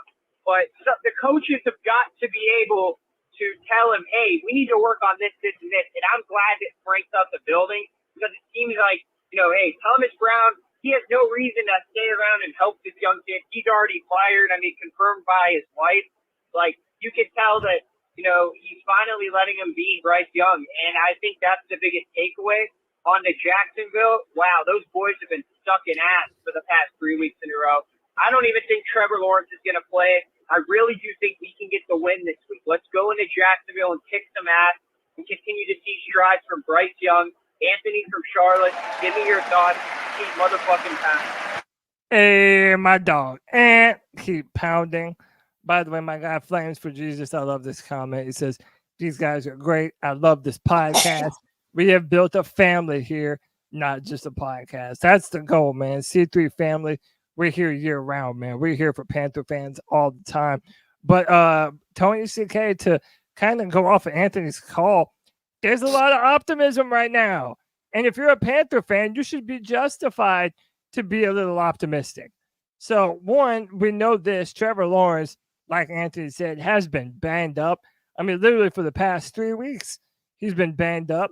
And then to add more fuel to that fire, Ian Rappaport put out with the status of quarterback Trevor Lawrence up in the air because of a sprained right shoulder. The Jaguars have signed quarterback Matt Barkley to the active roster from the Giants practice squad. So not only are we at home, not only is our offense coming off of their best performance of the year, they're on a 4-game skid. Yeah, they're on a 4-game skid, and they might be without their starting quarterback, Tony. Listen, I think if you're a Panther fan, how could you not be preparing for your team to go in there and get a dub? Like, I argue that right now, there has never been a moment to be more optimistic about our chances to win a football game this season. CK, the Panthers are playing with house money, and the pressure's on the Jags. The pressure is on in an immense way on the Jags. Now, this is certainly the type of game that the Panthers have lost in the past, even in this season. But I tell you what, man, after what we've seen and what we've been asking to see from Bryce Young in this offense, I mean, there's not much more reason to give me as to why I think this team could possibly come in here and get a dub, and maybe even a convincing dub. Like, not even like just a dub, like a dub that's got people questioning whether Trevor Lawrence is even, if he ends up playing, if he's even going to be able to continue to play at a high level or not. Well, the one thing is I wouldn't go out there and necessarily be ready to put a bunch of money on the money line for the Panthers to win any game, given the fact that they've just been so bad this year. I mean, it's like, one thing is if we're making picks and forecasts and there's no money on the line, then I definitely picking the Panthers. I picked the Panthers against Packers this week, and they would have probably covered. I don't know what the line was on that game, or I don't remember. But the Panthers are playing with house money. I thought we really, if the Panthers would have won that, they could have won this Green Bay game, right? So the only thing that kind of prevents me from saying that the Panthers aren't going to do it is just they haven't won many games this year. Right. But here, I'm not a betting savant, but right now the Jags are 7-point favorites against the Panthers on DraftKings. Yeah, I feel like that's rich, bro. And to add to that, rich. I want to go put some money. I'm texting my boy right now. Tony, they said that it'll knock down 4 points if Trevor isn't there. So even without he Trevor, wasn't supposed to play in this last game either, and then all of a sudden he was available. Right, but that's what I'm saying. If you have Trevor, that accounts for 4 points. So what they're he's saying got is, a sprained knee, a concussed head. Is he really going to be even able to play, or is that's a great question. Even if he does play, you're talking about a quarterback that's injured. Look, especially with, well, I was about to say if you're the Jaguars, maybe you just shut them down anyway. But the AFC South, dude, they're battling. Like, it was the Jaguars were a lot to win that division, but now the Colts have come on strong. The Texans, so it's like baby, Minshew go fucking make the playoffs. The Jaguars need every single W that they can have. But my point being is that even if they don't have Trevor, Vegas is still saying that Jacksonville is a 3-point favorite in Carolina. So take that for what it's worth. And Tony, by the way, it might not be the greatest week to try to praise Gardner Minshew. What happened this week with him? He was coming off of 3 touchdowns the other week. Oh, they lost badly to Atlanta. Oh yeah, Atlanta. My Atlanta makes your tummy hurt. Those fucking, that's what my nephew went to that game. And Miranda's sister's son is strangely a Falcons fan. I don't know why. This fucking kid's a Falcons fan. His dad took him, though. They went to Atlanta. He said, Atlanta's scary at night. That's what he said to me at Christmas. I was like, why? It's like a lot of homeless people, dude. It was like, he's from Greenville. I'm sure that was his first time to a big city. But they just fucking, Atlanta's going to be that team that does that to anybody. Is like they play terrible when they should play well, and they play good when they shouldn't. Was Baker the problem? Was Gardner the problem in that game? I think he threw a good amount of interceptions in that game. Okay. What about Brock? By the way, speaking of interceptions, Brock Purdy threw more interceptions last night than he threw probably his entire career. He threw 4 of like them. it by the third quarter. There were, I mean, in his defense to a degree, again, I'm not a Brock Purdy defender. I think he's played very well, but there was a lot of that. He's going up against the best defense. I don't even think it's arguable at this point. The best defense in the entire league. Probably the best team in the league. Yeah, that's my team. That's my non-Panthers team. And on top of that, there were a lot of tipped passes that result. There were, I think, 2 of his 4. Oh yeah, they were. There was one. He got away with 1 or 2. Sure. Okay. As well, there was one interception that should have been made. So they're like, you're right. Is some of these are kind of stats that make you look they're worse than the actual play on the field was. But there was also some plays. Are they the best defense, or are they just playing the best? I don't know if they're necessarily like same thing, right? They are the best. Same thing. If you're playing the best, you're the best. I have been I've been watching them play because they are my fantasy defense, and they have consistently all year scored more than probably a very good offensive player, on a regular basis. So they're a complete team, though. Let's put it that way. They are. If their defense is the best, CK, their offense is fucking awesome too. Sure. And Lamar Jackson is a fucking baller, bro.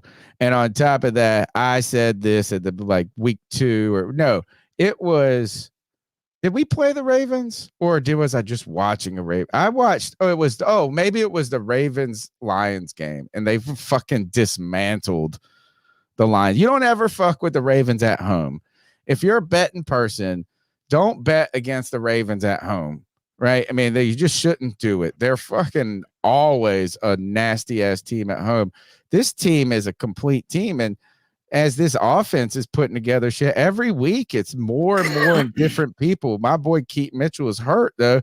They still have 3 running backs that are great. But then you think, Odell had 2 touchdowns a couple of weeks ago. Now he's not even. Now it's the whole slew. Nelson Aguilar's out there doing shit. Lamar is a fucking baller, and they are my Super Bowl pick. And I think, is this going to be the Super Bowl match in February? What we just watched in San Francisco and Baltimore. It could be.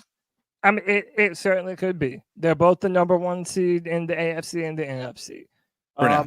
Even though San Francisco laid an egg last night, I think we all know that they're the type of team with the talent on both sides of the football to be able to bounce back from that. We've seen them do it in years past. Dude, Cody, they were while they got blown out at the end. Through the first half of that game, they had 3. The quarterback had 3 picks, and they were still down only like 10 points. Yeah, and then dude, at the end of the game, Deebo Samuel and Brandon Ayuk, they fought their asses off for some yards after the catch, boy. And, like they were doing everything in their power to win that football game. I don't know, man. I think right now the Bills are probably the hottest team in the AFC, or one of. How about that? You have the. Well, okay, so outside of Baltimore, who's just fucking kicking All right, ass. so look, I'm gonna be real with Let's y'all. just talk about Baltimore's record, just because let's just put So them they're up. They're 12-3, dude. They're Yeah, they're head and shoulders the best team, because the Dolphins are 11-4 behind them, and I think they're suspect in some ways because the Bills. So, like you're saying, so outside of the Baltimore, who isn't hot and cold, right? I mean, Baltimore and Cleveland have just been steadily winning games all season. Dude, so it's funny because we're both going with the rivals here. You're on Team Baltimore. Bro, how about them Browns, baby? Look, I put this on Twitter. The Super Bowl that I'm hoping for is the Browns and the Lions. I mean, I'm not rooting against it, dude. Yeah, but I'm dude, rooting for it, been, dude. Now that you put it that way. Yeah, it's been two dumpster fire organizations for the past 2 decades. And now they're looking like more, yeah, 30 years. Right now, 30 they're looking, years. Both of these teams are looking good. They're playing good defense. Dude, Joe Flacco is one of the coolest stories of the year. Oh, the God. guy, dude, the guy, but dude, he was on the sofa 4 weeks ago. And now he's coming in and he's breaking records for the Cleveland Browns. Dude, have you seen what him and Amari? Dude, have you seen what him and Amari? He put up 368 this past week. I know, dude. 374, 311. Holy shit. He has three 300-yard plus games. Dude, 2 of them over 350. Dude, not only is Joe Flacco fresh off the couch, but he's playing maybe the best football since the last time they won a Super Bowl MVP. Oh, yeah, so this is the best football he's played. And how about this? Fuck you, Deshaun Watson. Take that. Oh, no, and Rashard Mendenhall. How about Rashard Mendenhall? You're going to draft a white and black team right there. Well, you get Deshaun Watson. We get Joe Flacco. Dude, I'm saying this. Joe Flacco is really giving that Browns team some hope right now, man. They have a real connection. How about this? He's gotten the most out of David Njoku out of any Browns quarterback. Now he's starting to look like an elite tight end. Amari Cooper is one of the only receivers since Terrell Owens to have 3 games over 250 receiving yards. What? Yeah, that many? Yes, dude, he had 250. I have not been paying enough attention to this story because I just find the Browns boring this year. No, and dude, they still have one of the best defenses in the NFL. Oh, he had 265 in the last game. Dude, that's fucking okay. Then he had 109 the game before. I said 256. I thought you meant he had 2 games in a row where he did that. That's still balling. 11 catches. He had 11 catches for 265. But he also did the same thing with Dallas. He had a similar stat when he was with Dallas. Oh, okay. So that's what I'm saying. That's a fucking nasty ass number. That's what I'm saying, dude. That's why I want the Browns. What did I get him in prize picks? That's my AFC team, bro. That is my AFC team. That's what I'm pulling for. Okay, what does prize picks know that we don't know? They giving you a discount 37.5 yards, and this man had 260. Why isn't that number 98 this week? Dude, that's what I'm saying, man. Shout out to Prize Picks. Something they know something. Something is on. He got an injury. He about to get something. But Tony, you have to admit that would be pretty cool. A Browns Lions Super Bowl. Oh, I love it. I love the idea of it. And when you say this, you said 20 years. I know you're just throwing out a number that meant a long time. Well, it is 20. But let's really think about the last time the Detroit Lions first won their first division in 30 years. Now they have made the playoffs as a wild card in like 11-5 or something like that. When was the last time the Lions went to a Super Bowl? Ask Jeeves. They've never been to a Super Bowl. They've never been to one? They've never been to a Super Bowl. All right. And when was the last time the Browns did? The Browns have also never been to a Super Bowl. Or not in the modern era. No. So they holy shit. Then that makes it even fucking crazier. Not only they not want no, this needs to be the game. I know. Do you think America would watch it, CK? Oh, dude. Obviously. Yeah, but it wouldn't be. It's Ohio versus will the Michigan. feel-good story extend to people that are just mediocre football fans? Yeah, I think so. I don't see why not. I mean, here's the thing: is they're when you look at those franchises, they're not mediocre fans. Like those are the most dedicated fans in the entire world, and they still have a large following. The Browns following is wild when you look at their lack of success over. They're so nice too. I don't know, man. When Baker got moved over to us, I didn't feel like we had very many nice Browns fans coming over. I guess maybe. We did have some cool ones come on the free for all that were cool. Yeah, remember they would come in and hang out. I think the only reason. How about this? I only have one anecdotal story outside of this podcast when it comes to the Browns, and that there are 3 bars that are our watering holes. I call it the Bermuda Triangle of where we live at. Like they're the 3 closest. Like one's got really good food, one's got the good drinks, and one's the late night one, right? The middle one, AJ's, that's the place where Browns fans come in, and it's like they have a little sign on the wall that says this is the Browns bar. Like, so they just made it their bar, right? And they just show up in the restaurant part. They decorate, they do all this. I'm like, damn, y'all so sweet. Like, y'all know you suck, right? And they all be happy for week 1 and 2. And they're like, oh, man. Dude, and also, they're just they're adorable. They're adorable, is what I they've been through it. And again, the resilience. Like when you see a Browns fan, you're like, dude, you know that's a fan. How did they get that way and never have been to a Super Bowl? We're wondering, CK, well, they if did. Before the modern era, like before it was. Well, that's 1964, bro. So no, that doesn't. No, the modern era is the only NFL. Yeah, no, 100%. Yeah, 100%. How do you develop a fan base? Well, one, I think probably it has to have a lot of it had to happen in a time where the NFL was very regional, right. So, like in the 70s, 80s, and the 90s. If you lived in a football town or in like you could get it on TV, you could get the news. But if you're North Carolina before the Panthers exist, the NFL's not your sport, really. It's not part of your culture. So I mean, obviously being in these towns, maybe Cleveland was at its golden era as a city in some ways, like when it thrived economically, or like it's a I don't know what factors went into that, but they also are just good as dedicated fans because look, I mean, LeBron James bringing them that title was like the first title they ever had. Yeah, that was the first championship Cleveland's ever experienced. And their baseball team, man, another sad, awesome story. Yeah. And that was in the same year, wasn't it? Formerly Indians. Yeah. I mean, but yeah, they have had so many great teams.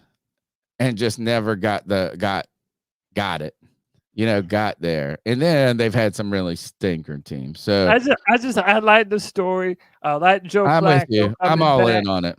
Yeah, I like Joe Flacco. Look, I'm not even saying that. Is it what you want or what you think? Though, what do you think is going to be the Super Bowl? It's what I want. I agree with you that last night probably was the Super Bowl preview between the Ravens and the 49ers.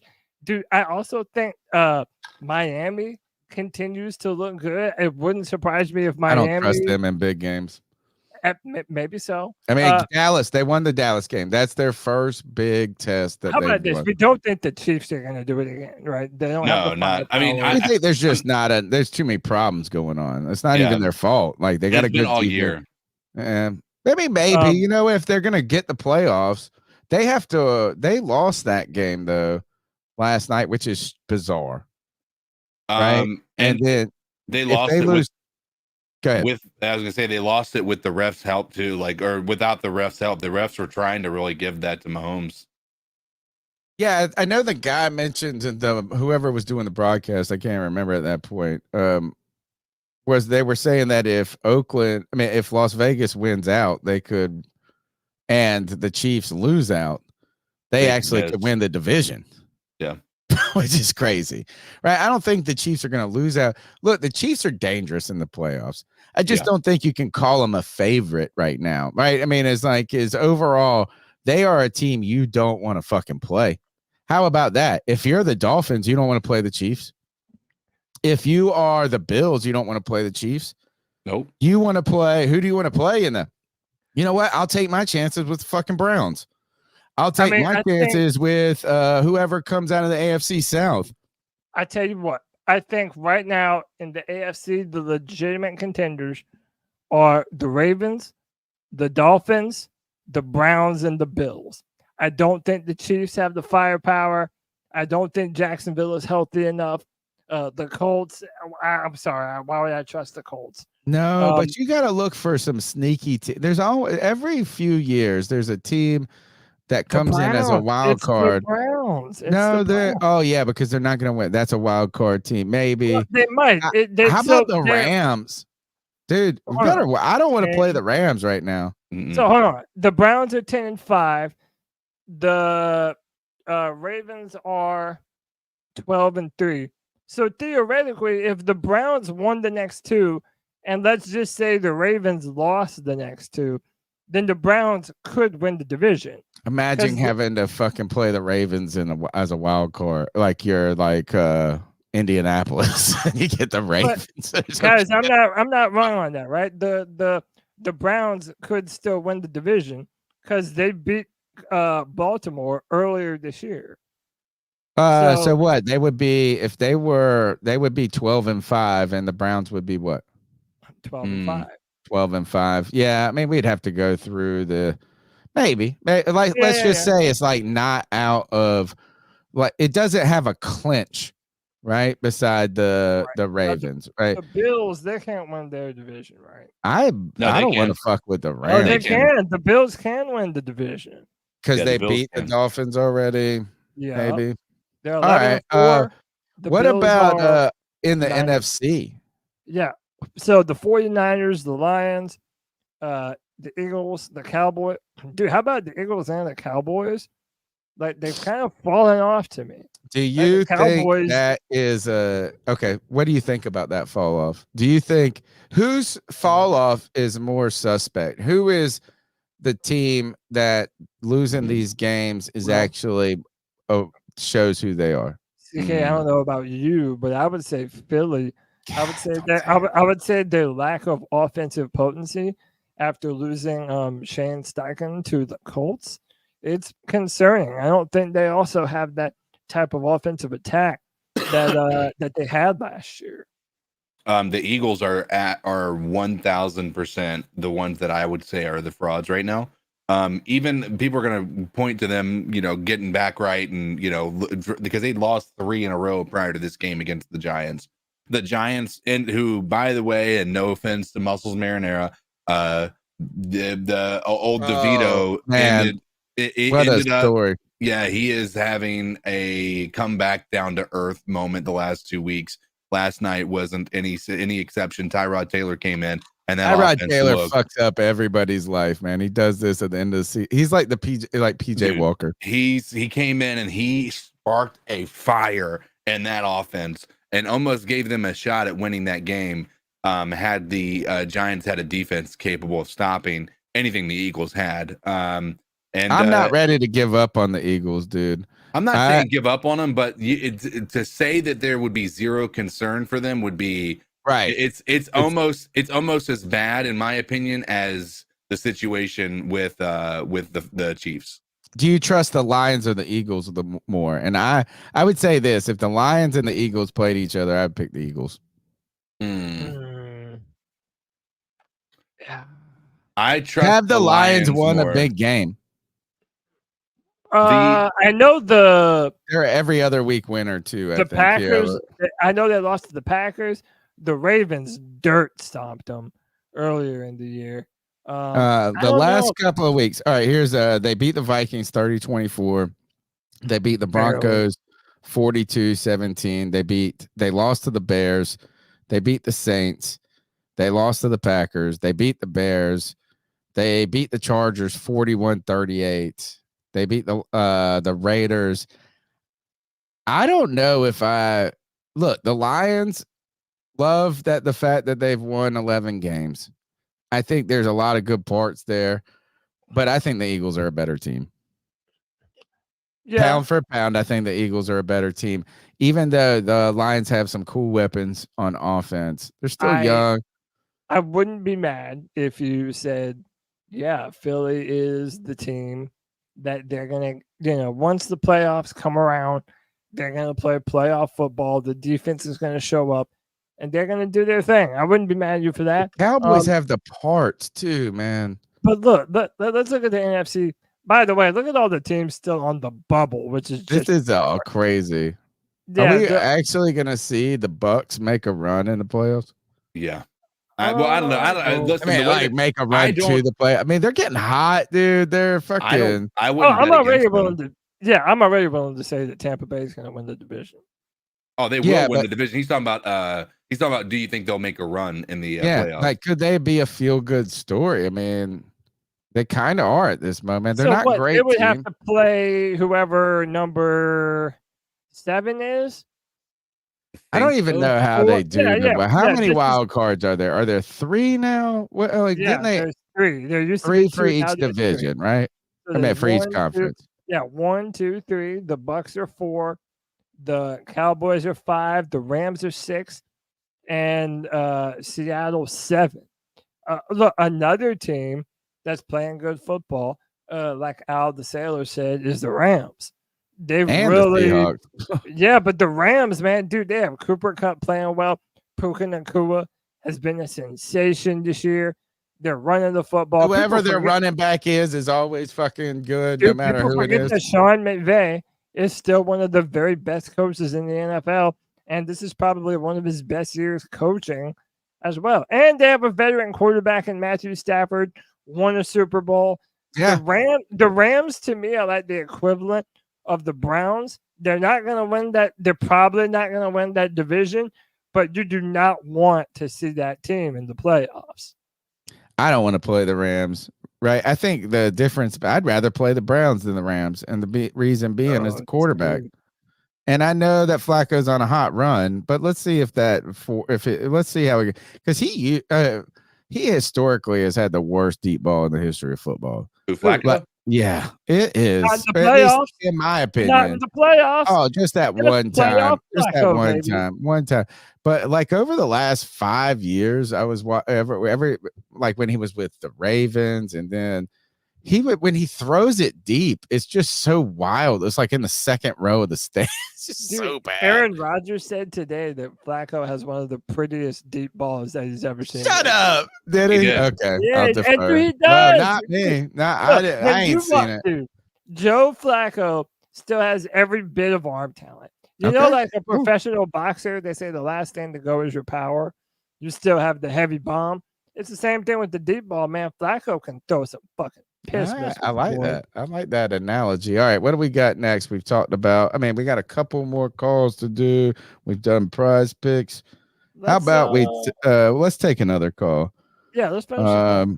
Look, this goes back here. We got 2 calls, a couple calls from Sunday. Oh, how about this? No, real quick. Okay. Because I know it pisses you off that I love him so much already. Yeah. But Amir Smith Marset, dude, what the fuck? Get this off of my screen. Okay, I'm trying to stay with Bryce for a long time, says Amir Smith Marset. Tony, I don't know what your axe to grind is with Amir. I love him. I don't have a problem with him. Dude, I'm telling you, I get Curtis Samuel flashes. With the way that they use him. If we're able to use him as a vertical threat, give me some more of this dude, man. He makes the offense more versatile. You're able to do more jet sweeps. You're able to do a lot of different things with a versatile speedster like Amir Smith Marset. Dude, get this man the ball. He's too dynamic with the ball in his hands. I like him. I want more and more of him. I have no problem with those words. I've got no problem with those words and that sentiment. In fact, for a team that's had such inability to stretch the field, it's like, why haven't you rotated this kid in throughout the season more? Right. The only thing that the only thing I'm like, I don't really give a shit is that you get 2 jet sweeps in this game or whatever it is. And he's done 3 throughout the season. Every time, like, you've called them at the right time, they work pretty well, right? I think he had one last weekend at the Atlanta game that was, productive. I just hate where it's like, here's another example of creativity in the playbook and blah, blah, blah. I think that these plays, guys, work when other things are working. Sure. And I don't necessarily think just because, like, if we would just called this more throughout the season, that it would have worked all the time. I think really it's about getting this guy on the field more and giving him some opportunities. He ran a slant route in this game, right? And caught a ball on a slant route. And it's like, dude, why haven't we done this like 90 times this season? Not just for him, but all the players. Like, where were all the slant routes this season? That's what I'm saying. I feel like for all of the quarterbacks where we didn't have a lot to offer, you know what I'm saying? Where it's like, oh, this quarterback's something really to scare you. And they didn't have a good offensive line. The quick slant always is something that you can make some easy money on, and make you pick up 4 or 5 yards. It's like a sweet play or something. Like, it just feels like it's hard to defend as a defense to like absolutely shut it down. He had a great play on that. I just don't like look at the jet sweep. About time you did that. I think that the real reason that all of these players are succeeding is because they're all succeeding at the same time. Right. It's like, finally the offensive line's playing all right. Finally the play called the right play at the right moment. Finally the receiver caught the ball. Finally Bryce made a play, or not. And I'm not trying to dump on it. It's just the constellation, the stars came into alignment. And I think that these plays were effective at those moments, not because he's fucking some phenom player, which he is fast as fuck, bro. He is fast. When he ran across this back jet sweep, look at this motherfucker is moving fast as fuck, boy. Oh no, the one where he goes to the left, he is like in fucking fast forward. Oh yeah, he is. But dude, look at the speed, man. That's what I'm saying. One of the things that we commented on is the lack of pre-snap motion. Now you're starting to see more of it, and the fight by Smith to continue to get into the end zone. I love the energy. I love the bravado. I like the speed. I want more of it, man. This is more. A great comment. J Tom, the real C3AP says he reminds me of Ted Ginn. He does. Ooh, that's not bad. He's like a skinny Ted Ginn. What number did Ted Ginn wear? Not 11, right? Was he 19? I'm pretty sure it was 19. 19. This Ted Ginn. Yeah, it was 19. Like one of those players I hated, but I'd fucking take him back right now in a moment. Oh, all right. All right. So you want to take that call now? Yeah. All right. This is from Sunday. So this is a post-game call. Baby. Hey, I just wanted to call in because, I just feel I'm so happy. I feel so fucking good, man. Like, I feel so fucking good about this fucking Bryce Young. Bryce fucking Young, man. Young. And Anthony, my guy, you got me hyped right now, G. You got me fucking hyped. You got me fucking hyped right now, Ant. Fucking go, Ant. It's been you and I. It's been you and I in the trenches since day one and a couple of other motherfuckers. But it's just been you and I, sports nuts, a couple other motherfuckers. But it's been you and I, G. We've been trying to preach this shit since day one. I want to talk about Brian Burns. I don't know if we'll be able to get a first, but I know we can get multiple fucking picks for Brian Burns. I'm talking about Nate. I would be okay with a second, third, or like a 2, 3, something along that fucking line. I don't give a fuck. He needs to get out. No, they gotta pay him, without dude. Brian Burns, and the defense looks the exact same without him, man. I'm so fucking hyped with Bryce Young's fucking performance. His ability to escape the pocket and be Houdini and just be a magician is just, it's magical, man. I'm telling y'all, man. I'm telling y'all, We have our fucking QB. Fucking alien. A fucking alien. Wait until this motherfucker gets it all the way together. This is just a glimpse. This is just a preview. This is just, when you go to the fucking movies and they give you the 10 minutes of credit, high volume movies. This is what this is. Wait until this motherfucker puts it together. Bryce motherfucking Young. I'm so fucking hyped right now. And Carolina fucking Panther Nation should be fucking hyped.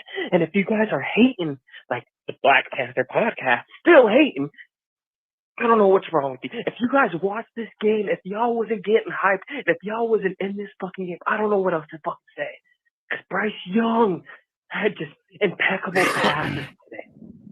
There were a few passes by Bryce Young, especially the one to fucking DJ Chark in the end zone for had some zip on that bitch. Bryce was airing it out today, man. BY9, the motherfucking truth, you know who the fuck it is. It's D, baby, and I'm out. D, baby, happy as hell. I don't know why you wouldn't be, man. Look, this is the game. This is what we all wanted to see from Bryce. And Tony, I'm going to play this throw that Bryce made at the very end of the game when the Carolina Panthers were trying to drive. Dude, look at this throw from Bryce. Like, easily one of the best throws this year. Like, right, just on the money, right to DJ. Is that Chark a throw, though, that an NFL quarterback shouldn't be able to make, though? Yes, but it's from the near. It's from the. I mean, he should be able to make this throw. Yeah, from the near sideline to the hash. But let's be real. Earlier this year, we've seen a lot of these throws miss high. Well, look at the time. Look at it. Look, no pressure. Yeah. I think too, this is what I love about the Bryce Young ball is that Tom Brady loop to it. Like it's like got a nice arc to it. So, like, I don't think he has incredible arm strength. He doesn't. I don't think it's underwhelming though, right? Where it's like a liability. I just think that sometimes, like, that throw right there is better than being able, if you missile it in, the guy picks it. That kind of dropping it in the bucket. But really, this is about time. Look, that might have been the cleanest pocket he had all season. Well, they were only rushing 3, to be fair. Yeah, right. They were rushing 3. But listen, so one of the things that we've had to come to terms with as, Panther fans, with Bryce Young being our quarterback, that you can have a quarterback be successful that doesn't have elite arm talent. And we knew this before the season started. Like, if he is a game manager, according to Cam Newton. And by the way, like, people shit on Brock Purdy. I feel like Brock Purdy has played very good for the 49ers, all things considering. And I think in that you're going to want to build a team for Bryce in that same archetype. Like, you're going to want to build a similar type of offense and a similar type of structure. I think you would want to do that too if you had a game changer. My only point is that like, I don't imagine think Cam Newton on that team is. Right, I think that's what you do. Like, I think a game changer, those guys that are like Cam Newton's, what they allow you to do is sacrifice some things and get by, like you're doing what the Chiefs are having to do right now with Mahomes or something. Sure. Is that everybody would want that fucking weapons that, of course, they have. But when I say that, what I mean is, like, I've said this all year, so I'm consistent, if anything, that if you're going to look for a successful blueprint on what to do for Bryce, it's 2 teams. It's the San Francisco 49ers and it's the Miami Dolphins. They have a lot of speedsters and the guys that you would consider yards after the catch receivers. So even if you're going to be affecting the middle of the field more often and not pushing the ball deep, you have guys that all you have to do is get the ball in their hands and they're going to be able to do the rest. They're going to make plays happen. Those are the types of guys that you want to put around Bryce Young. Now, and for the San Francisco 49ers, it's almost like we don't even remember that they have so many of those players because Christian McCaffrey has been arguably the MVP of the league. So Right? many Is like talented those guys are players actually having down years in so many ways. comparatively. Yeah. Like is like just statistically, but you have like that's how you win deep in everything. And but look, is everybody wants a great team. You know what I'm saying? Is certainly, I mean, obviously, is Tua's going to thrive better. Look at what Dak's doing while they have so many now. They're starting to hit so many strides as a complete team. Yeah. For me, when it comes to, I did get irritated. I guess I'm already irritated by the never-ending Bryce conversation. Is like, well, this play shows that he's a bust. This play shows that he can do anything, right? And like they go, this is like, so I immediately see after this game, let all those people about the arm talent. What about this throw? And I go, first of all, these are all throws that NFL quarterbacks should physically be able to make, right? If you can't make these throws, you actually don't have the. It's never been that Bryce doesn't have a capable arm. For me, it's just I watched Trevor Lawrence the other day flick the ball, and it sails 70 yards. It was just like it did. It was just like it, and it's not always a good thing, right? It's not always a good thing where it just felt like this is that I haven't seen the ball move that the velocity for some of these guys, and that's not a great thing always. Look, Sammy Dimes.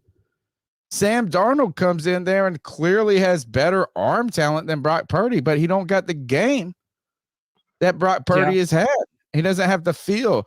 And Tom Brady never had a giant arm.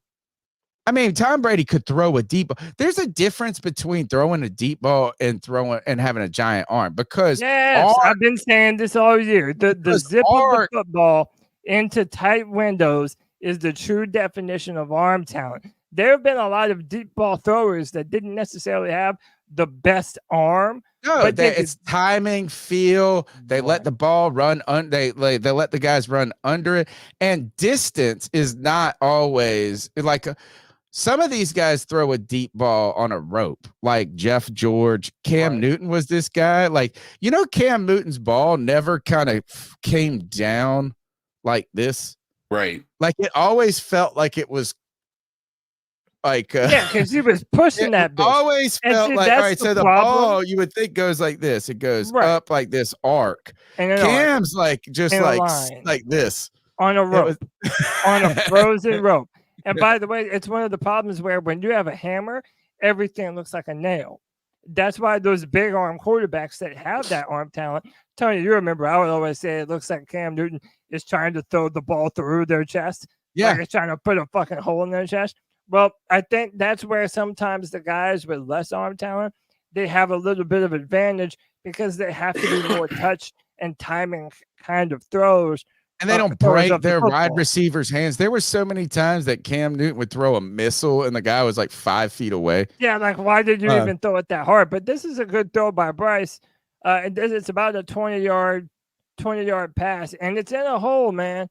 It's literally right between the corner and the safety. Good.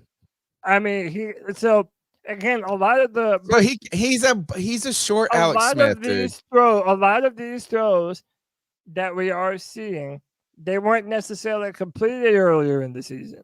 So the fact that we're seeing a little bit of growth, that we're seeing it's wonderful. The fact that we're seeing more aggression from Bryce is what I'm really, really excited about. He's playing with more confidence. The team is playing loose now because they have nothing to lose, like CK said earlier, is that you have a team right now where everybody's getting fired. Oh, how about this one? We got to play this one. Go ahead. But, this has really only been a confidence thing for me with Bryce. Right. I mean, and wait, hold on. Let me say this in the team surrounding him. But the team surrounding him started, you guys said a month ago, he's doing things he didn't do at Alabama. Right. It was like this is him. This is a off platform. This is all the stuff. This is the touchdown this wouldn't have been completed earlier in the season. No, and he would have gotten chased down right here. He got chased. Look, he escapes the pocket. DJ Chark looks back and sees that Bryce Young's having to Finally, DJ Chark got a brain on him. Yeah, look, he runs to the This sideline. is perfect. Yeah, these are the types of throws that we were not expecting from Bryce because we haven't seen them all year. And then Bryce makes a great play in the back of the end zone on the run to DJ These Chark. are the plays that we were told that he made all the time on a routine basis. Yeah, And we hadn't- exactly. And we hadn't seen that. And for this the still most isn't part even this great year. play if you think about it. It's a broken play. Well, right, but those are the plays that you're going to have to make in the NFL. Oh, Josh totally. Allen makes Lamar. those plays. Lamar Patrick Jackson's Mahomes the makes best in those the plays. business. Lamar Jackson makes those plays. The best quarterbacks in the game, they make those off-platform type of throws, and that's what Bryce has been able to do. And again, if we have been hard on Bryce, if you think any of us have been hard on Bryce, that's fine because we hadn't seen this type of performance. Well, now we have, and now we have a bunch of praise to heap on Bryce.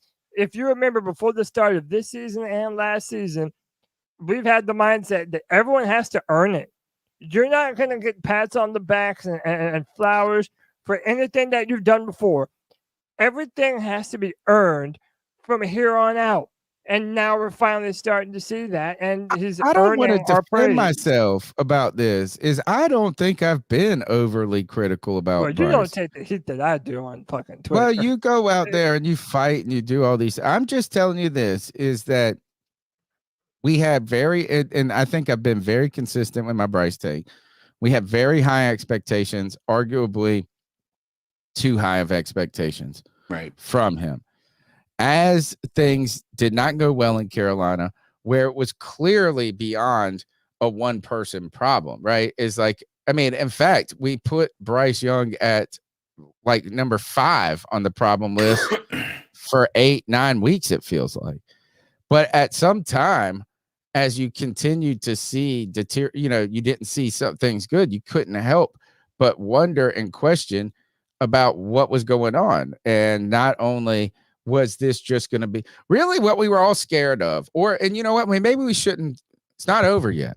The Panthers go lay 2 stinkers out here and all of a sudden things are different, but we were just ultimately scared that the lack of belief dissipated. I mean, the belief, like optimism, belief dissipated. And the people though that said believe, they were no wonder.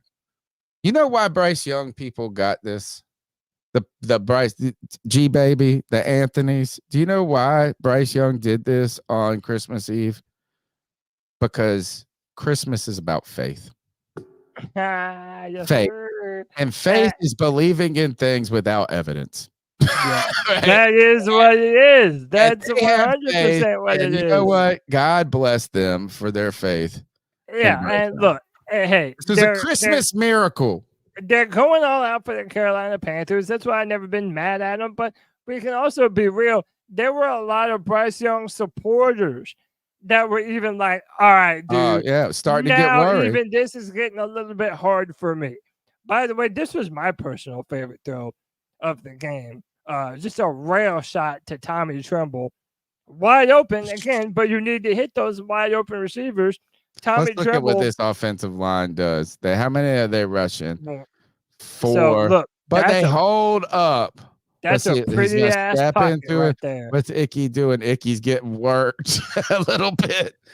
Dude, Taylor Moton, Icky handled Taylor that had a hard bad game. He had missed one Taylor big play. Day. Yeah, I mean, But look, this is what we wanted. About 25 to 30-yard pass, dude. That's one of my favorite ones, man. Guys. No one believed that Bryce couldn't do this. We just started wondering why it wasn't happening, and it was reasonable to want. And by the way, now I also think that we're looking at Frank Reich, even with a different set of eyes. Like maybe it's possible that he was the problem, that he was never sold on this quarterback, and that David Tepper forced a quarterback on a coach that didn't want him. I hate that too. That was one of the reasons. I'm so sad the Frank Reich story That didn't was work. one of the reasons why I was so loud about it, because in my mind, that's how much of a problem that it was that you had an owner that was going to push a quarterback on a coach that didn't want him. Now that he's out the door, Now that you start to see how to build around him more, now I want you to go out and find the guy that loves Bryce Young as much as G Baby Oh, well, does, now you do. as Yeah, much you need, as Anthony yeah, you does. better. Yeah. Yeah, go That find actually the is how guy you that get the wants Panthers. Bryce. Like, that should be the number one question. Like, so when I do interviews at work or something, I feel like there's certain questions that I zero in on. So it's those responses that are the most important to me. Not most, but I'm like, hey, this is telling. This is my question. Basically, it's like, the first point of this person's presentation is Bryce Young is going to be a fucking star in Carolina, and I'm going to make it happen. Like, I'm like, now I'm listening. By the way, That should be the number one fucking thing that the guy sits down and says. By the way, I hear people in the chat room clamoring for the film room. It's coming back this week. This Thursday, we're doing the film room. We're going to Can look I at the get in game on film. it? You absolutely can get I'm in off on work dude. this week. Hey, dude, it's kind of your channel. You don't really even need that. I know, but all right. Yeah, but dude, for sure, we want you to be a part of it. We're gonna do it on Thursday, probably around sometime between 7 and 8. We'll do a live breakdown of the all 22 film. I'm gonna have my notes that go over the good and the bad. And yeah, for sure we're gonna do it. And by the way, the film room's not going anywhere, even during the draft season. As the draft comes around, now we get to go and look at players. You gotta get. Yeah, that's what I'm We saying. need to bring back "Convince Me to Care." That's one of my favorite segments because I hate the draft. So you got to excite me about somebody. Oh, we can do it. And by the way, so I've been able to live stream them because it's the NFL, and the NFL is actually pretty cool about the all 22. But once we go to the college season, they're pretty much going to be videos that are exclusively for our $199 a month members, because all the college film, Yeah, one, they're off of other YouTube channels. yeah, and even if you get the all 22, it'll probably take down. They'll give you a copyright strike or something. So during the season, man, if you want to get in on some of these draft picks earlier than everyone else, some of these players, subscribe for $1.99 a month, man. And that will help us. Like White Chocolate Espresso is a subscriber there for $1.99 a month, who's been at the ground level. I guess we've been doing it for a year. He's been in it for a year or 15 months. If we can continue to first, all the views are going to dip in the off season for every, not only channel, but just interest. And it's already started, to be honest. Sure. But if we can continue to keep that C3 Superfan Club in the off season and build that as the foundation going into 2024, I think it's going to it'll be a good platform, springboard for us to do a lot of things into going into the season here. Jay Thomas with the $4.99 love bomb says, hell yeah, for the film reviews. I'm excited to be part of them. Let's go to one more call from after the game. There's two. We don't have a ton of calls tonight, but we're not. I thought we were going to we were making good time, and then Tony just keeps interrupting. Yo, Cody, what's up? We still lost, but what's whatever. But like this, the previous caller said, it just looked different, dude, and good, man. Throw the ball, bro. Just throw the ball, bro. That's all you got to do, man. Just throw the ball. Who cares? I don't got shit much invested in this motherfucker. But where are all the power run throw the guys ball, at? dude. That's it. It's a loss. A loss is a loss, but still, like, it looked different. It looked something similar. Oh, now you can say that it looks similar to Trevor Lawrence. I'm not gonna say Peyton Manning because Peyton Manning's about him all the time great, but it looks similar to fucking Trevor Lawrence. Man, just throw the ball, bro. That's it. That's all you gotta do. Let it rip. All right, two things about this. Al is not, or a couple of things about this. This is Al, and he's not been a Bryce Young fan throughout the season, right? Let's just go ahead and be clear about that. Sure. Second, this brings to me two things. I continue to feel bad for Frank Reich. Why I feel bad for someone who got paid $40 million to coach 8 games or whatever it is, befuddles me. But I continue to just think it's always like, just the simple answer to me is suspicious. And I know pulling Frank Reich, this team has won one game under Chris Tabor under weird circumstances. They had this game, which was uplifting because we finally got excited about Bryce. But you just wonder, too, is like, what would have, if somehow Frank Reich could have had one, maybe two more wins earlier in the season that got him to this gel point? Because this is kind of a gel point to me, where it's just like, finally, the things that we wanted to be happening in week 3 and 4 are happening. It just happens to be week 15. Right. So I just feel bad for Frank Reich because I think he's going to be the easy target for why this just didn't work. I'm not going to feel bad because he's finally got a giant bank account. I think this is this is part moral victory, guys. This 100%. Game, I think, is moral victory. Yeah, more. Well, it definitely it wasn't a real victory. But it wasn't a victory if we even won the game, card. I think it's still a moral victory. And that is, this was just a morale game for the fans. A morale game for the players. A morale game for David Tepper. And I feel bad that I think that Bryce, it's a morale game for Bryce. He needed this, man. That imagine the confidence boost. Feel Frank Reich a little patsy in this, though. Yeah, but a little scapegoat. He's a little who's Tony, Jack Ruby. He's a little Jack Ruby in this. Tony, I used to feel the way that you do. I really did. I've even said as much on this. You went hard in the paint over it too. Yeah, but I feel like now I'm starting to, I was about to say walk it back, roll it back a little bit. Because what I'm saying is I'm looking at this offense just over the past 2 weeks. And again, we didn't score a touchdown against Atlanta. Granted, right? But I have seen this team in 2 weeks do things that we didn't even think were possible in the previous 10.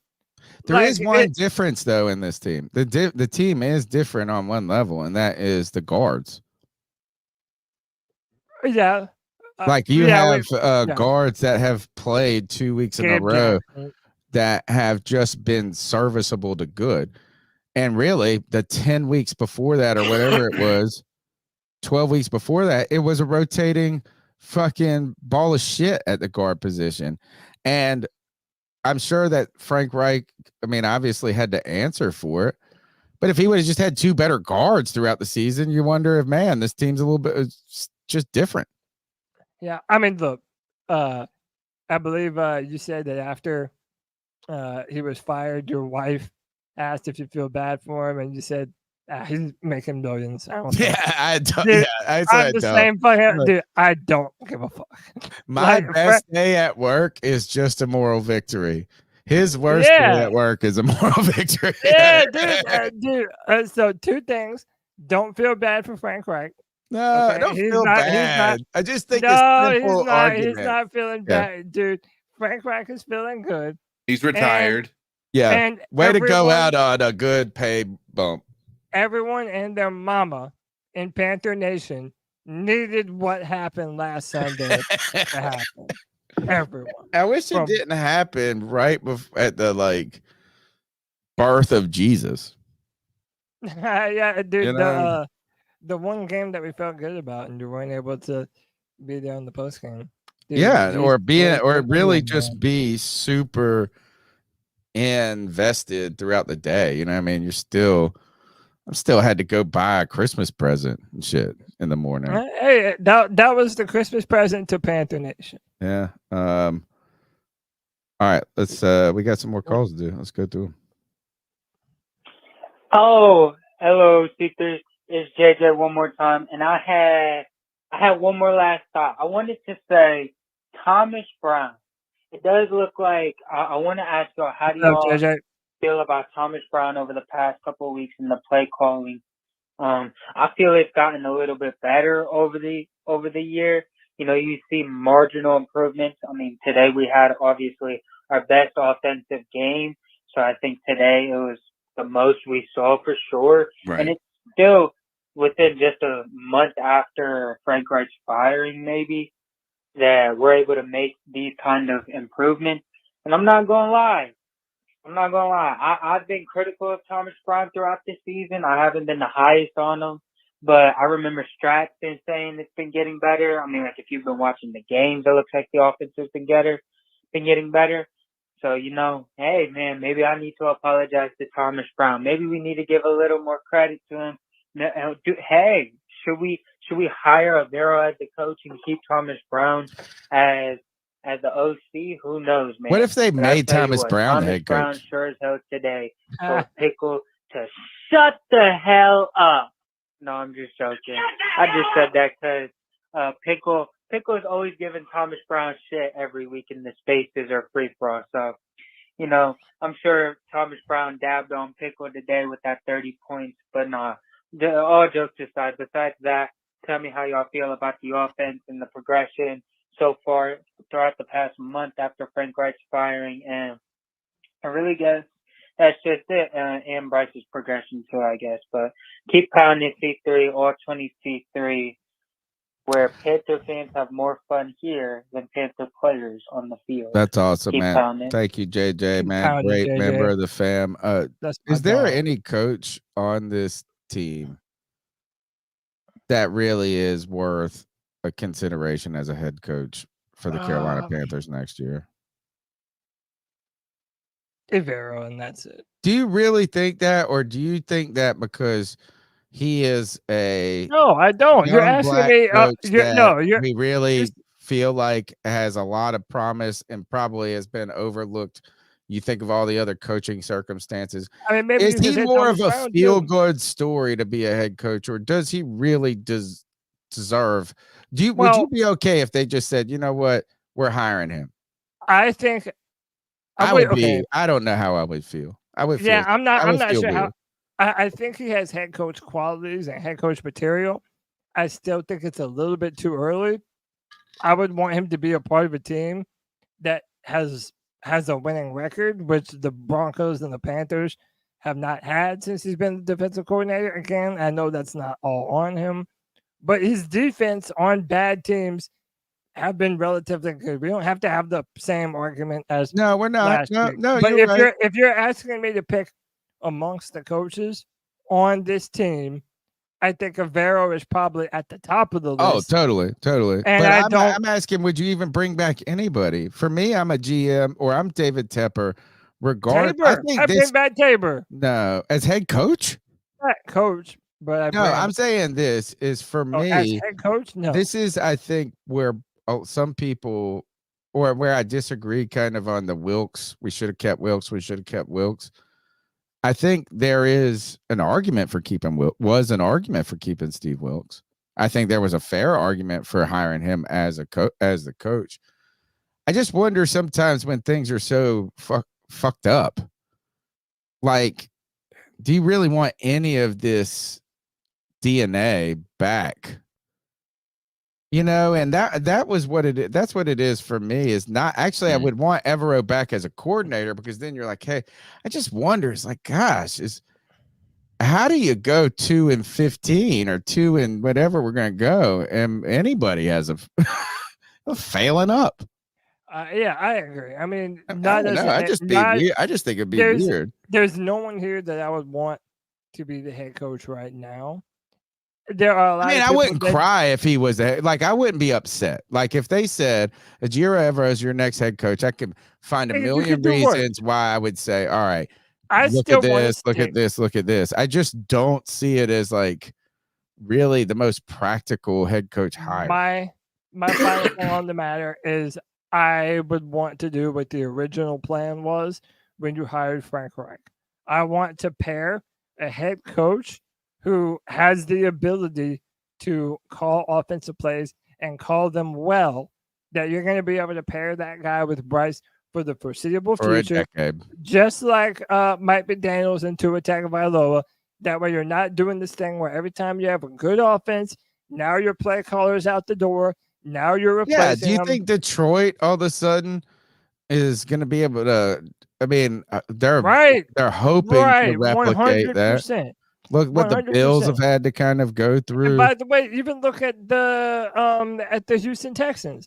They hired D'Amico Ryans, a defensive coach.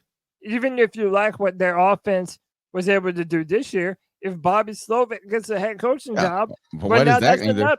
It's the one drawback to being a defensive head coach in a day and age where the NFL is skewing toward high-powered offense. Unless you were what almost turned out to be until Cam Newton's shoulder got wrecked in that Pittsburgh game. Ron Rivera, defensive head coach with brilliant play caller Norv Turner, who was too old to go and do a head. Like you could have run 10 years with Norv Turner and Cam Newton. Oh, for That's sure. what I would have like. You know what I'm saying? That would have been a perfect another They probably 6-year would have done it, run yeah. where you go. Like that's the only way is you find a guy that you're just loyalty bank and the age and the timing is right. You know, what about you talk about the play call what Baltimore has done and the what is it, Monken? The guy that came from Georgia?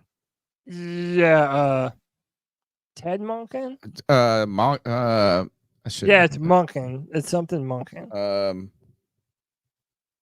I want to see what when I look at him, he looks older. Monken, what is his name? Todd Monken. Todd Monken. I said Ted. His name. So That's he is close a enough. coach. How old is he? Let's just do this. He's 57. Ooh, I wonder if he could be in consideration. Ooh, dark horse name. Monken, who made the best out of Lamar Jackson. Maybe. Uh-oh. I'm on to something, folks. Let's go. Got a couple more calls. Hey guys, loves them it's the girl that makes him howl, aka Joey the Blind Panther. Looks like a somebody North who Turner. actually ended up going to that game on Christmas Eve because of things that changed. I'm not gonna get into it, but hey, I ended up going to the game.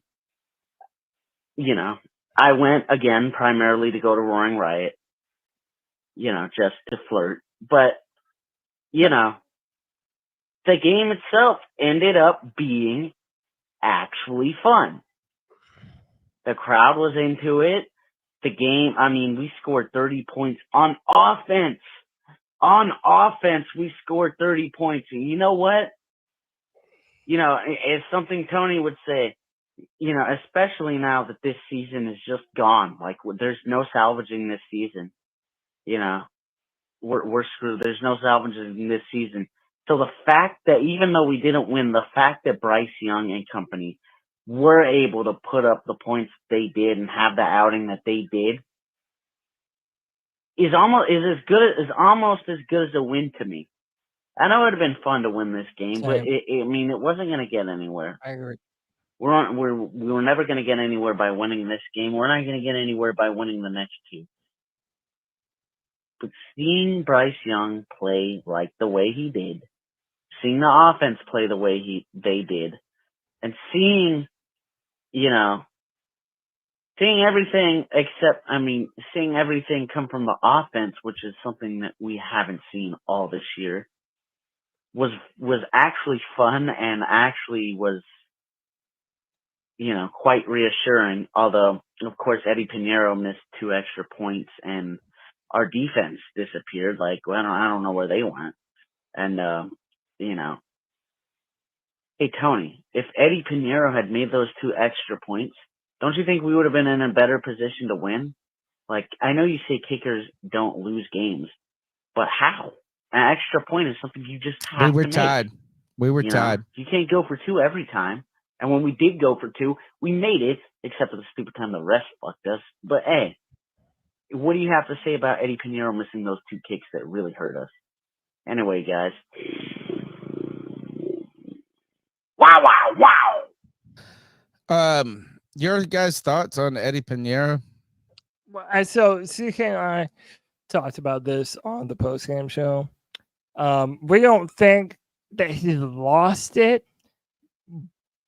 I don't think that he lost this the game. But there's no way you could say. I was just saying as a player at this point, but he didn't lose the game. No, he didn't. There were And- those. Tied. There were those at who the said end. that.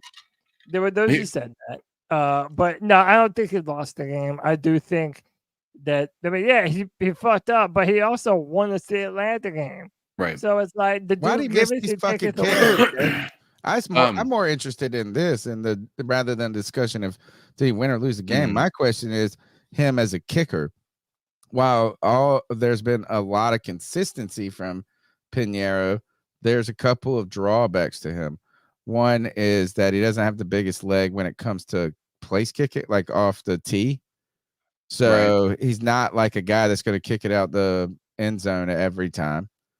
Right. That was the last kicker's awesomeness. Who's the guy that went to Joey Sly? Yeah, like he's he gave with a the Commanders, kick it yeah. like out of the fucking county or something. Well, Pinheiro can't do that. So it goes kind of harkens back to that old NFL day where they used to have a place kicker and a field goal kicker.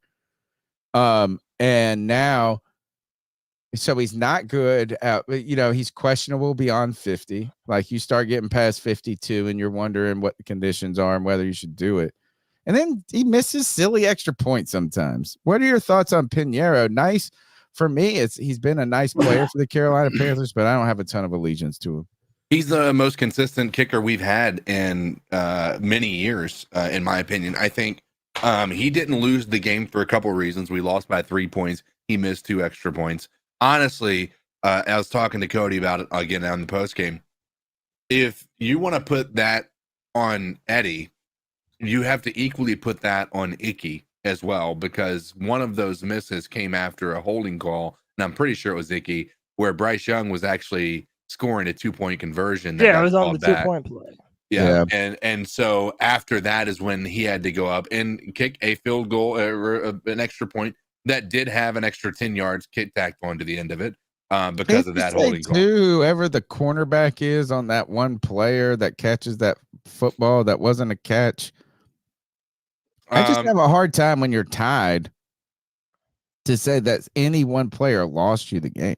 Right, exactly. I mean, that's my listen. As far as if he had missed the game winner, then sure, I'm still of the mind that you can't take that. That's his job, and as much as that sucks to be able to put on him, that would be on him. Let me pose a hypothetical to you, because I think that being tied is an interesting caveat to this. The hypothetical is that say the Carolina Panthers are able to finish this game 30-30. They were able to they stopped the Green Bay defense rather than them going and scoring a field goal. And somehow you march down the field and you have a 45-yard kick to win the game, right? And you miss that kick, right? Then you go to overtime. And then there's 2 scenarios that can happen in this overtime. You could either win in this overtime or you can lose in this overtime. But say you both get a full series of possessions after that and you lose the game. Do you go back and say Pinheiro lost the game for you when you had a whole nother series? You know what I'm saying? Like, it just seems like, yeah, he could have won the game in that moment, but you could have also gone and scored a touchdown in overtime. You could have done something like that. You wouldn't be like, that's just it. It's like, to me, it being a tied game. Like, if he missed a field goal at the end that would have won the game, and then we lost because of we weren't able to get it together. It was a 51-yarder. If it was a 51-yard, again, he misses it, then we go to overtime and lose. If it's like a 60-yarder, then I'm not putting so much on him. But 51 is kind of like 48, 100%. Put that on him. Then we go to overtime and lose. You say Pinheiro lost the game for us? Yeah, because he didn't show up when he needed to in that moment when he was kicking the game-winning field goal. Like, if what he if had made in his that goal, overtime? What if in that overtime, if you lose a game winner, you lost the game. No, what if then you go to overtime? Bryce Young throws an interception in the end zone. It's a collaborative effort at that point in time. Had Eddie done his Pinheiro job, still lose the game for you. He is a part of the reason that we lost. I would also say this is that if you get down there, I wouldn't be willing to say Bryce Young lost the game for you if he threw an interception. I mean, Tony, winning and losing is a team effort. But for the Bills team in the 90s that lost the Super Bowl on a field goal kick, as unfair as it might be, history will remember that kicker as losing the game for them. I think that kicking a field goal in the NFL is much different than like that Boston first baseman or whatever, where he let the baseball roll between his legs and he's right beside. I think there's a degree. You're acting like it's automatic. I don't know. I just think this. All right. Obviously, losing is a team effort, no matter what. It's just like winning a football game is. But again, sometimes you're never going to be able to control the optics. If you lose a last-second field goal or a last-second extra point, like Eddie Pinheiro did last year against the Falcons, yeah, as unfair as it might be, you lost that game. Definitely didn't win it. We can all agree they didn't win it. If we disagree if he lost it or not, we can agree he didn't win it. Let's go to the next goal. Hey, what's up? It's the real AP. AP, what's up? Merry Christmas. What's up, my man? Yeah, we got shafted on that game. Shit, man. The one play, I don't know if it's Trimble down there near the end zone. The dude tackled him before the ball got there, and that's when we got the roughing the call on Bryce. That should have been pass interference. I was like, what the hell? And yeah, we just got shafted all around, man. But CK, me and you've been on this hill about we should have benched Bryce for the rest of the season and put Dalton in. And then now, and I stood by that, and then now he has this, what do you say, a breakout game. Where do we go? Feel like I'm eating crow on that one. And the next week. Well, this is what you wanted to happen. This is the argument for keeping him in. That. Yeah. I would have made that move. I mean, he hadn't done nothing until then, but I don't know. What's your thoughts on that, Buck? Anyway, love you guys. Yeah. Hope everybody's had a Merry Christmas, man. Keep pounding. Man. CK, go first, man. Man, I am again, I was thinking about it after the post game. I'm glad they didn't bench him. I'm glad they didn't listen to the fans, and I'm glad that they continue to stick by him, because 2 weeks in a row the guy's shown growth and he's given us some things to be optimistic about. Again, if they had benched him and Andy Dalton came out and blew it out of the water, that would have solidified a lot of people's opinion about Bryce Young. And I don't think many people would have gone into next year feeling very good, right? I'm not sure that this changes that tide entirely, but the optimism that we can have now saying, hey, listen, I see the path of Bryce Young. Do we believe that he was worthy of the number 1 overall pick plus the draft capital that we're giving up to go get him and DJ Moore? I still don't think you can make that argument that that's the case. However, if Bryce Young can be a Brock Purdy, if Bryce Young can be a Tua, I'm not even going to try to pronounce his last name anymore. If he can come out here and actually be a Russell Wilson, I look at him almost more of a Russell Wilson, because Russell Wilson, he has a good arm, but his arm strength, or where he shines, or where he used to, is his ability to do these rainbow balls that were just accurate. And it wasn't a matter of putting the ball in a line. It was always a matter of like dropping them into a bucket. And Russell Wilson was like a master at that. I could see Bryce Young becoming that type. Right now, the only thing I'm looking for with Bryce is the deep, in stride, 40-yard bomb that's going to be going into the end zone. That's the only thing now missing from what anything that we've seen so far this year. And if we can get ISM, if we can get any of these guys to actually get one of those posts and just run straight down and beat their guy, I think Bryce Young it could be something we see happen this week. You're muted, Cody. I'm eating a little crow too. But it's not even eating crow. Like, it's not like we came from a bad place when we were saying, hey, Bryce is getting destroyed behind this piecemeal offensive line. It seems like he's breaking his confidence. We knew that no matter what happened, Bryce was gonna have to come back and be the quarterback for the Panthers. We were just looking out for his health and safety. But yeah, the fact that he did have this type of game, it doesn't happen unless you believe in him. And I think you have to give a lot of credit to Chris Tabor and Thomas Brown for sticking with their guns and saying, hey, fucking go out there and let it be undeniable that you need to be the quarterback starting every Sunday. And I think ain't apologizing for shit, Cody. I'm going to tell you this. First, the whole point of this damn long form podcast is to have discussion about things like should you start or sit Bryce. Second is ultimately what we're just talking about is options of how to handle the organization and what the potential negative or positive consequences can be from those options. So as you guys were outlining those things, or at least trying to, I'm going to say this, don't apologize for anything.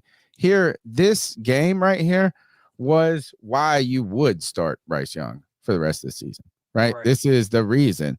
You have an opportunity for growth, more experience, right?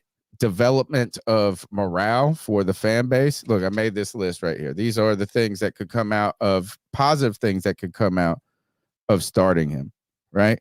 Morale and confidence from him as a player, right? The argument for sitting him is number one, injury. So if Bryce could have gone out there and injured his ACL, and then we would have been saying, oh, you shouldn't have done it, right? That would have been that. Mental injury, we were saying this is the kid, and this was the opposite of the team and the Bryce Young we've seen for 15 weeks or whatever it is right now. So, but mental injury is in confidence, lack of confidence, regression, these types of things. And then the worst case fucking scenario would have been Dalton was successful. Imagine if Dalton comes in and has this game, like you were saying, CK. Yeah. Oh my God, miserable. Yeah. Like, what would be worse for Carolina if is him blowing out his knee, or Dalton would have come in while he sat there and watched, and Dalton fucking go reel off 3 wins with 300-yard games? Yeah, that's a tough question. It's a rhetorical question. If you want to think about it, going not tonight, but going forward, is what would have been the worst scenario? Al, I think. What up, guys? It's Al. Merry Christmas or Happy Holidays, guys. That's it. Thanks, Al. Happy holidays to you. And Appreciate here is you, my brother. bastard son. I didn't send you a present because I don't claim it. Listen, I looked at the next gen stats, and apparently the separation time is clearly like no different from like what's it been all year. Like even with DJ Chark, it would have him like at 1.79 or something like that. Like they're not getting much separation, but yet the ball got to them and they caught it. So to me, it's Bryce like trusting his receivers now, and not just and having aiming time towards Adam Thielen, rhythm, and, like actually throwing it downfield a bit more. That's what I got from it. Let me get your all's takes on why the separation time is basically the same, but yet Bryce Young is getting them the ball and longer. My answer to that is that there's 2 things. Is the offensive line has been okay at sometimes, and Bryce hasn't been good, but the offensive line as a whole has just been fucking terrible. And we, to the point where we have said this might be the worst offensive line we've ever seen, right? Is what Cody comes in here has been saying from week in, week out. But this, I feel like it was just the only thing that was missing from Bryce was rhythm. And it was just like getting into a rhythm. So, you know what? We saw a couple of quarters strung together. Now we've seen 2 games strung together. Just getting a little rhythm and momentum. I think that's the real difference here. And if those receivers aren't getting a ton more separation, what it is these players are getting more time to develop. And we're not going to talk about this tonight, but Miles Sanders had 3 carries for 3 yards. He's so overrated, man. Tuba's He's not even playing. He didn't even play in this game, dude. Hey, at least he's not Terrace Marshall. Marshall. Hey, how about this? Terrace Marshall was one of the biggest busts that the Panthers have ever drafted. It's now multiple weeks in a row that he is a healthy scratch. Later, dog. I can't wait to get the real story behind Terrace Marshall Jr. If I'm the only one interested in Cameron Artis-Payne's story, there's got to be like 3 people interested in Terrace Marshall Jr.'s story. like in 5 years. We got to get the T on this. We'll set a timer, put it in our calendar for 5 years. Terrace Marshall, we need the real story behind the scenes. Next gen stats, CK, have the separation about the same. Why is it that Bryce is getting it done? I think that I talked about it on the post game. I'm liking that he's trusting his guys to go get the ball. He's not, and I said it last week when we won that game, is he's throwing balls. He was throwing guys open. As much as people were talking about underthrowing in that blizzard of that hurricane that he was playing in, he was throwing some really good back shoulder throws last week. This past week, he was throwing dimes when the weather was cooperating with him this week. And listen, I would say that it's gotta be that. I think there's got to be some scheme aspect to it, because we sure as heck weren't making them be honest with the run. Our run game was not good this week. No, it shows moments where things can happen. We just haven't. You know what is? I don't think we've seen we saw a wide receiver screen, but maybe once in this game. Yeah. Which, by the way, it angers me because I hate the screen, but I watch other teams and they do it so well. And I'm like, I think that's what Frank Wright was thinking. He's like, why the fuck can't we do this? It's one of those things that a well-timed screen can be a thing of beauty. Yeah. And you have to have blocking wide receivers too. They got. I was watching the Raiders execute it well. I was watching the Giants do that against a great defense against the Eagles.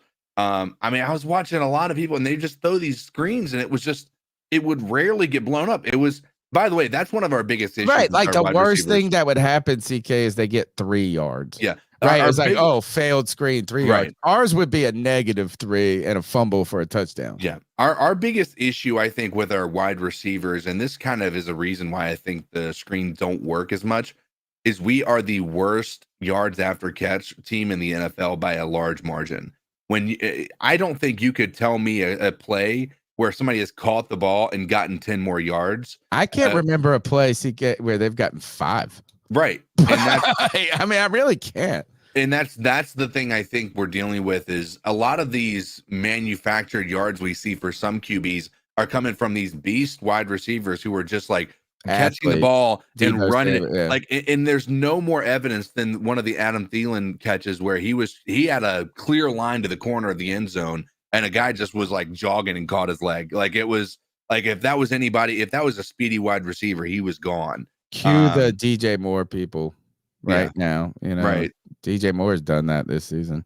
Yeah. All right, that's all I got for the show. Oh, one other thing, I did want to. It wouldn't be a C3 Panthers podcast without talking about Cam Newton. Love Cam Newton. Somebody put this out: is Cam Newton's 14th rushing touchdown itself was longer than all 15 of Jalen Hurts' rushing touchdowns combined. And I love that top part from Just Joe. And that's such listen, I'm not trying to make this a shit on Hurts, but you can't compare the two. Agreed. Hurts is athletic. Don't get me wrong, but Hurts is 1,000% the benefit of one of the best offenses that you can ask for that type of guy. He's mobile. He's a mobile quarterback, but he's not a Mike Vick. And Cam Newton wasn't Mike Vick. They were different players, but Cam Newton's the only quarterback as a mobile quarterback that there was really an argument for him being better than Mike Vick. Mike Vick and Steve, you know what I'm saying? And now you got Lamar, maybe. I mean, Cam Newton and Mike Vick were such different players. Hurts is mobile, and he can hurt you that way. He can, but also I hesitate to try to put them into the same category. I agree. Mainly because Cam Newton did it with nobody, right? Like nobody at wide receiver. We didn't have a great offensive line. These were incredible games to see when he was running these balls, because he was fighting through that one Atlanta Falcons game in 2015 where we lost our only game is a pure indication of why Cam Newton was a superior mobile quarterback. When you're talking about having one of the best offensive lines in the entire NFL, the Eagles they have an AJ Brown, they have a Smith, they have a Swift, they have a Goddard. Man, I have zero problem saying that Cam Newton is superior from a running quarterback perspective. Justin Long said Lamar had 2 1,000-yard rushing seasons. Love Cam, but come on. I think that's a fair point. Like, I mean, if you're going to put top all-time rushing quarterbacks into the case, I think Lamar has to be up there. Yeah, man, you're going Lamar, Mike Vick, Cam Newton, Steve Young. These are types of things here. I just know this about Cam that was crazy, and I can't remember if this was 2014 or 2015 or could have been. It could have been any fucking year. I can't. I am notorious about like not getting to my seat on time for a football game, like not making kickoff. It comes back to an old ECU thing where we just like to party a little bit longer before we can't go in and drink, and this is at a college game. But I remember being in the stadium, like walking up this, trying to get to the seat, and you're fucking getting you're getting your beers real quick before you go sit down, and you miss kickoff. It might have been like the second or third play, and Cam Newton, and you hear the whole fucking crowd erupt in there, and you're like, "What happened? What happened?" You're like 70-yard Cam Newton run, and you're like, "Man, I fucking missed it." I remember a game where that happened. Yeah, it's no shit. No, it's just different types of situations. Yeah. Jalen Hurts, though, Cam Newton is arguably the best short yardage threat in the history of football. Like, who do you put up there? And I'm not saying we have to have a real long discussion, but like, I'm thinking just coming to mind, it's like Jerome Bettis, the bus. I can't think of a person that you had first, like, you needed 1 inch to get a touchdown. Then it's next to impossible not to put Hurts up there just because of the tush. The tush, but the problem is it's not Jalen Hurts. It's Cam, they could have done that play with Cam. You know what I'm saying? It's a big body. Cam didn't need a fucking tush. He didn't. I'm just saying, that man would throw his body around and dare you to do some shit about it, and no one could. We're putting this on the off-season schedule. We're doing a video about greatest fourth and inches player of all time. Bro, I think we should 1,000% make it a series and put that out on YouTube and on Twitter or X, and tag Cam Newton every chance we get. That's what we're doing. We got. I'm writing it down. I always come up with these and I never do them, and I always forget about them. We got to do this one. C3 fam, make us remember this. Because imagine if you really broke it down and you went and looked at kind of film and things, and you tried to identify the top 5 players, and you just did. Is Cam the greatest? And I think there might be an argument for it. All right. Those are all the calls. We've handled about everything. There's not any real football news that I'm interested in talking about that we haven't already talked about. So I'm ready to ice some fools up and get out of here. Yeah. Let's do that. Toughen up, ice up, get it together. You already know how we pay homage to Steve Smith around these parts.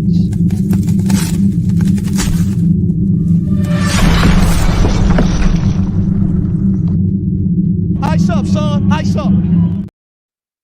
This is the longest running segment on the longest running Panthers podcast, our homage to Steve Smith, where we tell someone in the world to ice up, toughen up, to get it together. Anyone's fair game, from 15-year-olds to Oklahoma to myself, to whoever might have died on the internet that we secretly like to laugh at. Cody Lack, are you ready for your ice up picks? I sure am.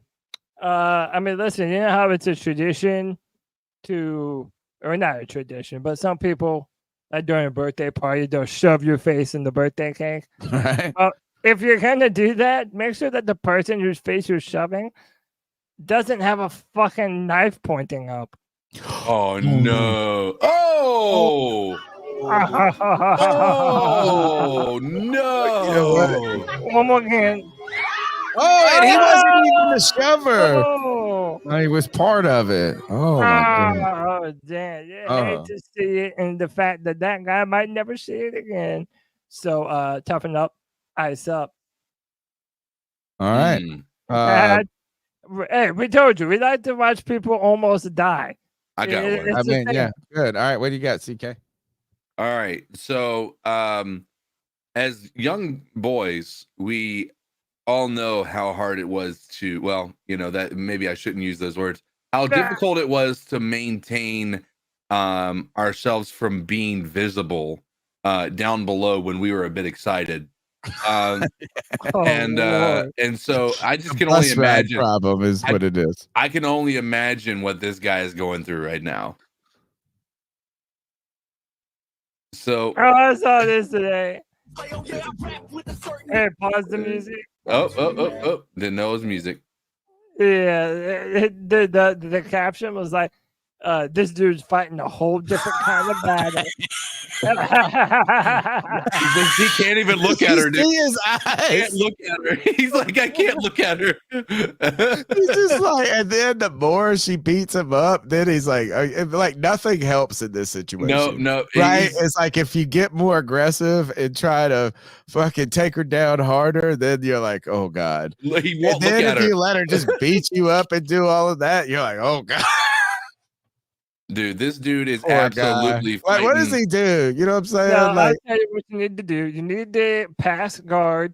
You need to get into side control the posture, hit her with the arm bar from the side. Stay away from the cooch.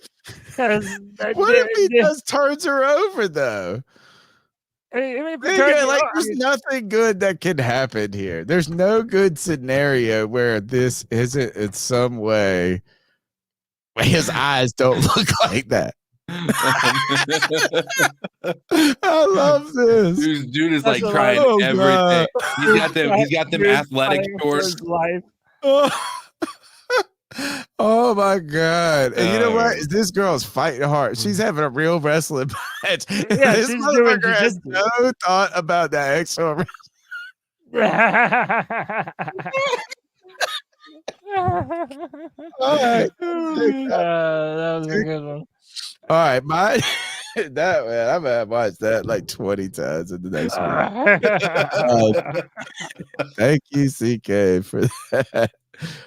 Mine is not really an ice up. I don't even know. I just like this is ECU. That's the Internet Hall of Fame tweets. I love like these kind of, and I always wonder if they're real because they're never like retweeted or something, so it's usually the response that always makes the tweet. I like this one because first of all, this is my local news channel.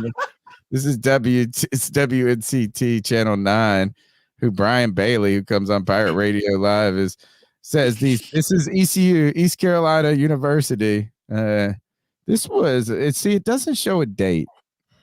I don't know. These are all the things, but 2,500 Xanax bars seized, 4 arrests made in raid of ECU fraternity house. This is nothing surprising about that.